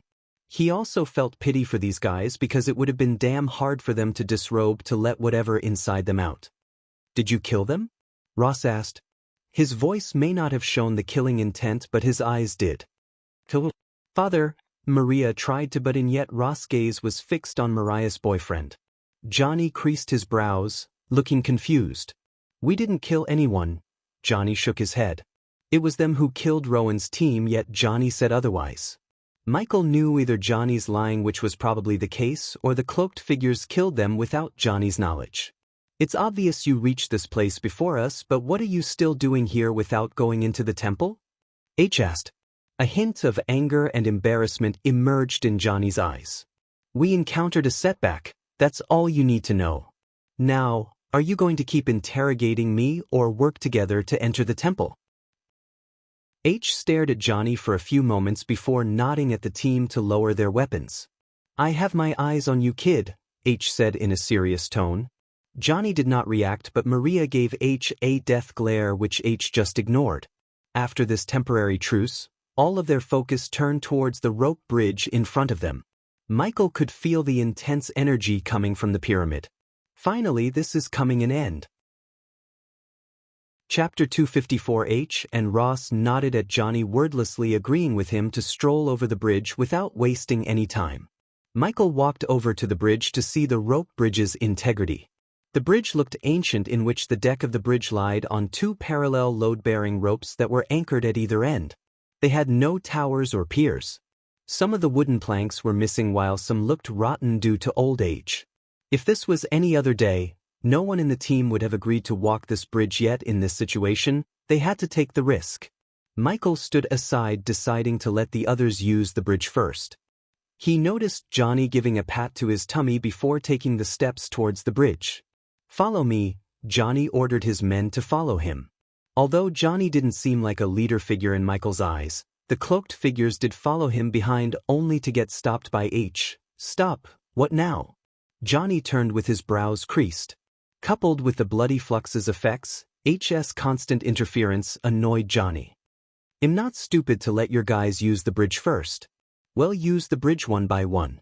Ross, you go next. After seeing the stern look on H's face, Johnny realized there's no point in arguing. Therefore, he just took his first step on the bridge. His first step caused the bridge to shake. Johnny quickly grabbed the two ropes on either side to balance himself as well as stop the bridge from shaking. One slow step at a time, Johnny moved forward. Even the thunderclaps from the distance were able to slightly shake this ancient rope bridge. Since his stomach was hurt by the bloody flux, he kinda limped towards the pyramid. The rope bridge may have anchored at two ends, but the wooden planks were only laid until the pyramid's top. After the pyramid, there were no wooden planks, just ropes. The bridge was either built on a rush or by an amateur, everyone thought. When Johnny reached the pyramid's top, a bright light appeared, producing a weird sound. The light soon enveloped Johnny. In a blink of an eye, Johnny disappeared from the bridge. When Johnny disappeared, one would expect Maria to panic, but the one who panicked was none other than Michael himself. "I'll go next." Michael was already standing near the bridge. Hence, before Ross could make a move, he stepped on the bridge. He was supposed to go last, except they saw him cut in the line. Not only Ross but every single one of them was shocked. Yet they were unable to shout or do anything to stop him. "Careful," Logan almost shouted when he saw the bridge violently shake. The bridge looked like it could barely take on a walking passenger, but David was running on the ancient bridge. They were afraid of him collapsing the bridge or worse, waking up the undead army below them. Michael completely ignored their fears. The same blue light that enveloped Johnny appeared again to envelop Michael. The brightness made him close his eyes for a moment. The next moment he felt light as a warmth feeling overwhelmed him. When he opened his eyes, he was standing in an empty hall. The walls and floor were made of some kind of dark navy blue stone. Everywhere he turned, he only saw blue walls. That was it. "Where's Ross?" Johnny asked, but Michael ignored him completely. "System, where's the artifact?" Scanning the area. The artifact is directly below the hall's center. Michael heaved a sigh of relief after hearing the system. At least, he was sure of the artifact's existence. Now he only needed to find a way to bring the artifact to the upper ground or find a way to go below. "Hey!" Johnny got mad seeing the new guy completely ignore him. "Where is it?" Michael looked around, walking towards the center. He was searching for some kind of mechanism like in the games to activate something. "Welcome, Lord Lucifer." The moment he reached the center, the ground lit up. He was standing on a gigantic magical rune that started to rotate. Various magical symbols appeared from the thin air. They all floated around Michael. What's happening?" Johnny was staring at the ground as well as the floating symbols with a bewildered face. "Lucifer?"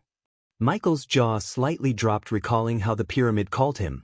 It was a robotic voice, yet it sounded utmost respectful when it spoke his name. Is this place might be another safe hold of the Order of the Death? He questioned himself while staring at the rune below him.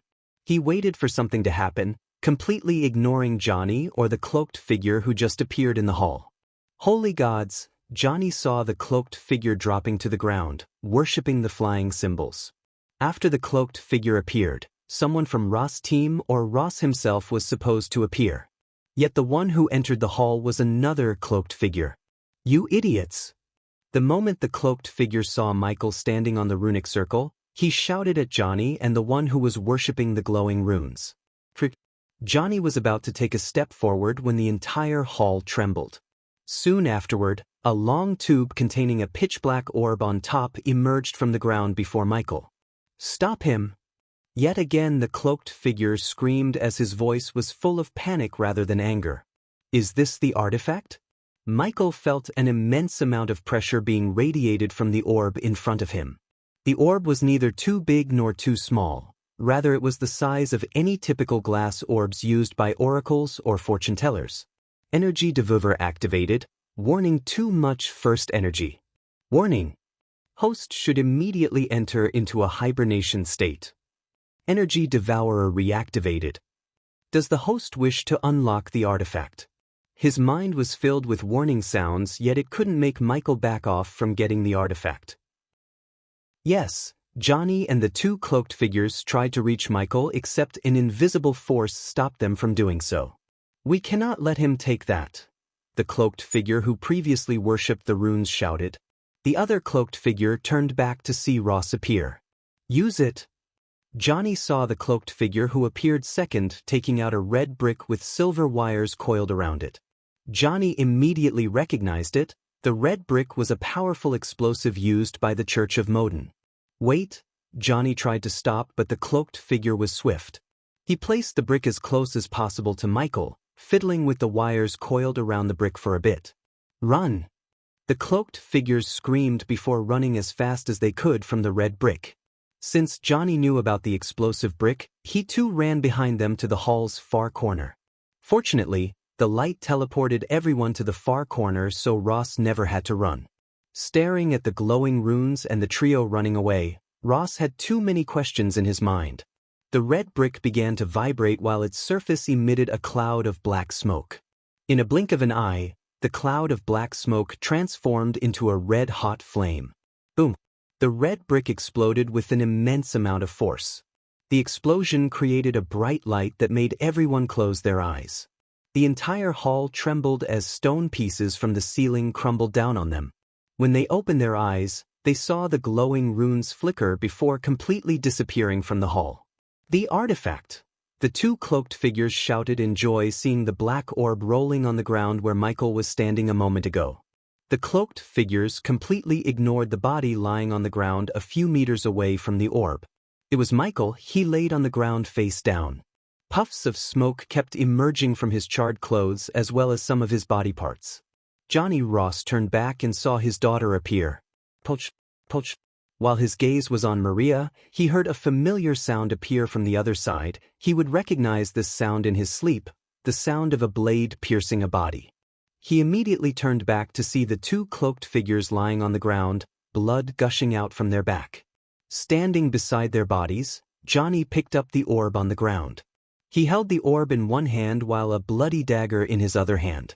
"It's mine." Ross saw an evil grin appear on Johnny's pale face. Although Ross had a bad feeling about Johnny, he never imagined him backstab two people in cold blood. When Johnny turned his murderous glance at Maria, a chill ran through Ross' spine. He quickly stepped in front of Maria, shielding her with his body. Considering Ross had little to no idea about Johnny's real combat ability or the artifact's power, he feared for his daughter's life. "Stay back," Ross said in a grave voice. The last thing he wanted was his daughter to become collateral damage in the fight between him and Johnny. While he was shielding his daughter, H and the others appeared in the hall one by one. Seeing the three dead bodies, H immediately unsheathed his sword. Except for the remaining cloaked figures in the hall, everyone raised their weapon at Johnny. "What happened here? Who killed them?" Finally, one of the cloaked figures unsheathed his dagger. Because Johnny was standing so beside the dead bodies, they naturally suspected Johnny, and they were right. Chapter 255, Is that David? Logan stuttered, staring at the body a couple of meters away from Johnny. His muscles went rigid in shock. He never thought David would die while Jonah, who had no knack for the battle, is alive. What happened before they arrived here was still a mystery to Logan, but he was sure that Johnny or that two cloaked figures could have killed David unless they had used some crooked means. "They tried to take what's mine, so I killed them," Johnny nonchalantly said while fiddling with the orb in his hand. He tried to figure out a way to activate the orb. "You murderer!" After hearing these words from Johnny, the cloaked figures lost their composure as they rushed at Johnny with no hesitation. At the same time they moved, Ross felt a gust of wind passing against his back. Poch, poch, poch, poch. Everyone saw four heads rolling on the floor as the headless bodies walked around clumsily, spraying blood all over the place before falling to the ground. The beheadings happened so quickly. None of them clearly saw the killer during the killings. They realized who killed them only after the four heads left their bodies. Maria. This was the first time Logan saw the terrified face of Ross. When they saw the bloody spear and the blood-splattered white clothes of her terrified them because they never imagined she possessed such a deadly side. Even her own father never had a clue about her real skills. "Quit playing with it, Johnny," Maria ordered Johnny. Her usual sweet gentle voice was nowhere to be seen as she sounded more like a battle-hardened villainess. On the contrary, Johnny's attitude took a 180 turn. He immediately knelt down, lowering his head to avoid eye contact with Maria. He held out the orb towards Maria like he was giving an offering to a goddess. The sudden change of events completely stunned everyone standing in the hall. "Maria," Ross called out to Maria, but his voice was suppressed by various emotions. "I'll deal with you all in a sec," she said, taking the orb from Johnny's hand. When she looked at Ross, he could no longer see the little girl he knew. The girl in front of him was a completely different person. There was no love or kindness in her eyes, just anger and killing intent. Ignoring Ross' call, she walked towards Michael, whose body was still smoking. The team stood there watching Maria giving a couple of kicks to David's dead body. "Pity," I wanted to kill you with my spear." After kicking Michael's body, she walked away from him. Johnny didn't stand up even after giving the orb, he just knelt down on the ground until she could tell him otherwise. She ripped off Johnny's shirt, yet there was no reaction from him at all. "Now I assume you all want an explanation." Maria didn't even look at Ross or anyone but began to clean the blood from the artifact using Johnny's shirt. She then put the orb in her satchel hanging on her waist. "You're all gonna die anyway, so it doesn't hurt to tell you, Ross." Although the skills she displayed could make her on par with a highly trained Spartan or a gladiator, H still believed he could defeat her with the help of the team. He knew that Marcella attacked her from a distance, and he and Logan flanking her from either side would definitely lead the way to beat Maria. Johnny was a variable, but H believed Ross would take him down if push comes to shove. But first, even if Ross didn't want to fight with them, H wanted Ross to stay out of their way when they fought Maria. If he tried to protect his daughter again, this fight would get complicated or simply result in H's defeat. "I need to know what she has to tell." Ross slightly raised his hand, stopping H from doing anything. "It's simple actually. Giselle Kingdom took the one thing that meant everything to me, so I'm gonna destroy it and kill all those senator scumbags with this." She tapped the satchel. Her murderous grin showed them that she's very serious about this plan. "It was my fault, Maria," said Ross. His eyes were full of regret. Anyone could tell he's telling the truth. "That's why you're gonna die too. You always put your duties to the kingdom first. That was why you brought an undead to our home." Her murderous voice echoed through the empty halls. After they heard her, they gawked at Ross in disbelief. It was Ross' greatest regret. To the outside world, Ross' wife died of an unknown disease, except she wasn't. It was Ross who killed her after the undead he brought home bit her. In the southern continent, it was strictly forbidden for any kingdom to bring undeads to the mainland from the undead island. All the senates and a few kings in the continent took the decisions together. Nonetheless, 5 years ago, the Senate and the scholars of Giselle conducted a secret operation to bring an undead from the island for experiments. After leading the mission with Marcella, Ross caught an undead alive. Since they didn't go too deep into the forest, the operation wasn't as dangerous as this one. But the operation wasn't without losses either. Ross brought 12 men with him and returned with 7. If the safe house they decided to use hadn't caught on fire, the operation would have ended with only 7 casualties. Due to the complications and the Senate's trust in Ross, they put the undead in the cellar below Ross' home. Since it was supposed to be one day, Ross reluctantly agreed to the plan. At that time, he never thought his wife would go to the cellar to pick up a wine bottle for him. To this day, Ross had no idea how the undead managed to break out of its cage. Only Marcel, Maria, and himself knew what really happened to Ross' wife. No matter how hard Ross tried, he couldn't get the blood of his own wife off his hands. Every time he saw Maria, he saw his wife. The guilt ate his soul itself. A while later, he couldn't take it anymore as he sent Maria to a sect far away from Giselle. Yet again, he never thought she would turn into completely a different person. "You're right to blame me, but you're not a murdered, Maria. You kidding me? I just killed these people," she devilishly chuckled, pointing her finger at the headless bodies in the hall. "And don't act like you know me. You were never there for me and my mother. You failed as a father and a husband. You're an utter failure. Who would bring an undead to their own home? And even when we started this journey, if you were a good father, no matter how stubborn your daughter was, you would have sent her away. Even then, you put your mission to serve Giselle first." Her words were spot on. He was too focused on saving his kingdom rather than his daughter. The scholars and Senate were absolutely sure that they could control the undead army with this artifact. That was why he risked his life to come here. If they could control this undead army, no kingdom would stand on Giselle's path or dare to invade them. The Alphas were an example of the artifact's power to control the undead. "Since no man came to save me or my mother, I learned to protect myself and to destroy those who harmed me.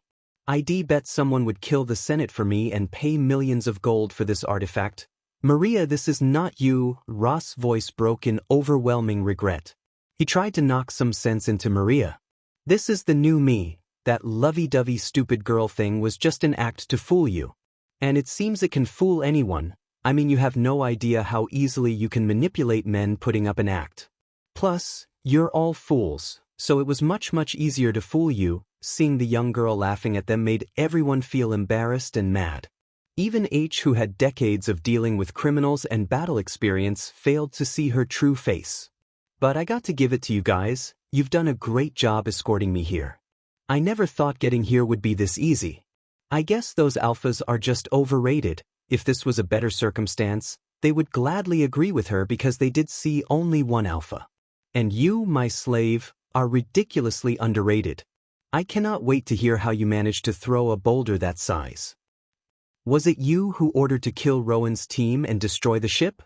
H suddenly asked before Maria could get an answer from Johnny. Why would I do that? I'm not stupid to destroy my safe ride. I don't know who, might be someone else with the grudge against Giselle. Now enough talking, let's get to the fun part. Killing you all, she licked the spear's blade. I didn't, master. Suddenly, her menacing eyes turned at Johnny, who spoke without lifting his head up. What, you didn't? Throwing the boulder, master. It wasn't me, she creased her brows. Destroying the ship was a logical move for anyone with a grudge against Giselle, and there were countless people who fell into that category. However, she couldn't think of a person who would help them get to the artifact. Why don't you ask me? Maria felt a chill running through her spine when she heard an unearthly voice coming from behind. Chapter 256. He's moving. Jonah's face turned pale. He stuttered, pointing at Michael's body. Everyone, including Johnny and Maria, turned back to see Michael's charred body slowly starting to float from the ground. They couldn't believe their own eyes. What in the hell? Maria took a step back due to the subconscious fear in her mind. Visible to the naked eye, his burnt skin on the arm, neck, and face healed. His body slowly rose up in the air. The black eyes soon transformed into crimson-red eyes. They were staring at him in utter shock. Jonah's body shivered like he was standing outside naked in the wintertime. His transformation did not stop with crimson-red eyes, but the burnt clothes were slowly vanishing into thin air while pieces of black armor started to cover his body from toe to neck. The armor looked like a breed between leather and metal. Up to his neck, no place on his body was left alone. The armor covered every inch of it. This was the first time Michael wore Lucifer armor without the cloak and mask. Logan was the tallest one in the group, who stood at 6 feet 7 inches, yet the transformation made Michael an inch taller than Logan himself. After the armor was completely set on his body, they saw dark smoke being radiated from his body. Soon afterward, his eyes ignited with dark red fire. These people were somewhat lucky to witness the Dark Lord's first evolution. It can't be. You were dead, Maria stuttered in fear. Not only her, but everyone began to fear him because of the fear toxin in the air. Even if there wasn't any fear toxin in the air, they would have reacted the same way. They had never seen someone fly or heal this fast in the southern continent. It was clear as a day that he's using magic, except they had no idea how. Don't. When Maria saw him moves forward towards her in the air, she shouted, taking out the orb from her satchel. She applied pressure to the orb as it began to produce creaking sounds. "I'll destroy it," she threatened Michael with the artifact. "What makes you think I care?" He just raised his finger. The next moment, a bolt of a golden lightning bolt shot towards the orb from his fingertip. The orb shattered by the lightning bolt into countless pieces. How? Are you doing this?" Jonah stuttered while the others began to question their sanity. "Magic, impossible." Michael stopped releasing the fear toxin into the air. He knew the display of spell casting would keep them afraid. Even he himself didn't know the complete extent of his new powers. He was now at the core formation level 8. The system put his body into hibernation so he could absorb most of the first energy radiated by the artifact. Although his body was put into hibernation, he heard everything Maria said. You're good," he spoke while still floating in the air. It wasn't just mere words. She really did surprise Michael. Even he was unable to see through her scheme. "The artifact will be awakened in 10 minutes, the system reminded Michael. Before the blast, he switched the orb with the system's help. If he had avoided the blast, Maria or Johnny wouldn't have thought he was dead. Then they might have killed him for real, as he was unable to move a muscle during the hibernation process. Getting blasted by the explosive hurt him like hell, yet his hunger for power gave him the strength to endure the pain. Because he endured the pain, she left him alone without interrupting his absorption process as well as the process of opening the artifact. Meanwhile, the system was opening the artifact. He decided to test his newfound powers on the people before him. He was currently using one of his powers, the dark smoke. Since the system was busy with opening the artifact, it never actually explained the new powers in detail to him. He was extremely curious about what the system meant by awakening his Dark Lord powers. Although your plan wasn't perfect, it got the job done. If I'm right, you already have a way to escape this pyramid. Maria or no one in the hall opened their mouths. They were either too scared or shocked to speak. I'll let you live if you kneel down and swear your loyalty to me. He almost felt bad for killing them, so he decided to offer them a choice to save themselves. Not that he expected any of them to kneel down, still he gave them a choice. Since even daughters want you dead, he'll give you 3 seconds to make a choice. Whoosh! Suddenly an arrow shot towards Michael from Marcella's crossbow. Rude, he caught the crossbow bolt easily before it could reach him. Wind blast, a gust of wind shot from Michael's hand blasted away the entire group into the wall behind them. They all collided with the wall before dropping to the ground. Jonah completely lost his consciousness after the collision. He remained on the ground without moving a muscle. Your time's up to Ross. Maria saw the same golden lightning bolt that destroyed the artifact being fired at her father. The lightning bolt went straight between Ross' eyes, creating almost an inch-wide radius hole in his forehead. "No!" Marcella screamed, looking at the blood gushing out of Ross' head. His eyes remained open, staring at Michael with utter shock. "Murder, I'll kill you!" Marcella tried to pick her crossbow frantically. Because he stopped emitting fear toxin into the air, they somewhat gained the courage to fight back, partially due to the adrenaline. Seeing her father's corpse lying beside kindled the feelings she never wanted to feel again. Initially, she thought she was ruthless enough to kill her father, except when Ross was killed by the monster in front of her, tears gushed out of her eyes. "Ignitia!" He raised his finger again as another lightning bolt shot towards Marcella. Marcella was quick, but she was not quick enough to evade the lightning bolt. She could not even knock one bolt in her crossbow before the lightning bolt ended her life. Michael felt pity when she saw her dead body hit the ground. If she was willing, he could have used her as a subordinate. If it was before he saw the future, he would have let them go or tried to pursue them to be his subordinates. Except now he couldn't afford to make a mistake like keeping an unwilling subordinate, even if the system could ensure they can't do any harm to him. Besides, he knew Marcella or Ross would rather die than bend their knees before him. You killed them. You killed my father." Following Marcella's death, Mariah's anger erupted in her heart like a volcano. The veins in her eyes popped, turning her eyes blood red. "Isn't that what you wanted? Don't tell me you've gone soft. I'll kill you." "Master!" Johnny tried to stop Marcella, but she had already taken her spear to kill Michael. Logan on the other side was staring at everything in complete shock. He never imagined a guy who protected them along the way would kill them.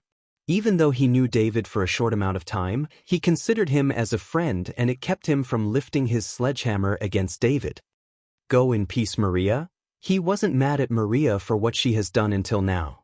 If he had to blame someone, it would be Ross, who made all the mistakes that turned Maria into this. Ignitia, feeling pity for her, he fired the lightning bolt from the tip of his finger. Like before, the lightning bolt went straight through her forehead. Because Johnny stood behind her, the lightning bolt pierced his throat. In one lightning bolt, Michael took 2 lives. The deaths of Maria and Johnny finally brought Logan back to reality. He mustered his courage to raise his sledgehammer against Michael, though he knew he had no chance of winning against a magic caster. Logan never really believed in gods, but looking at David, he wondered if he's a god himself came to the world to punish them.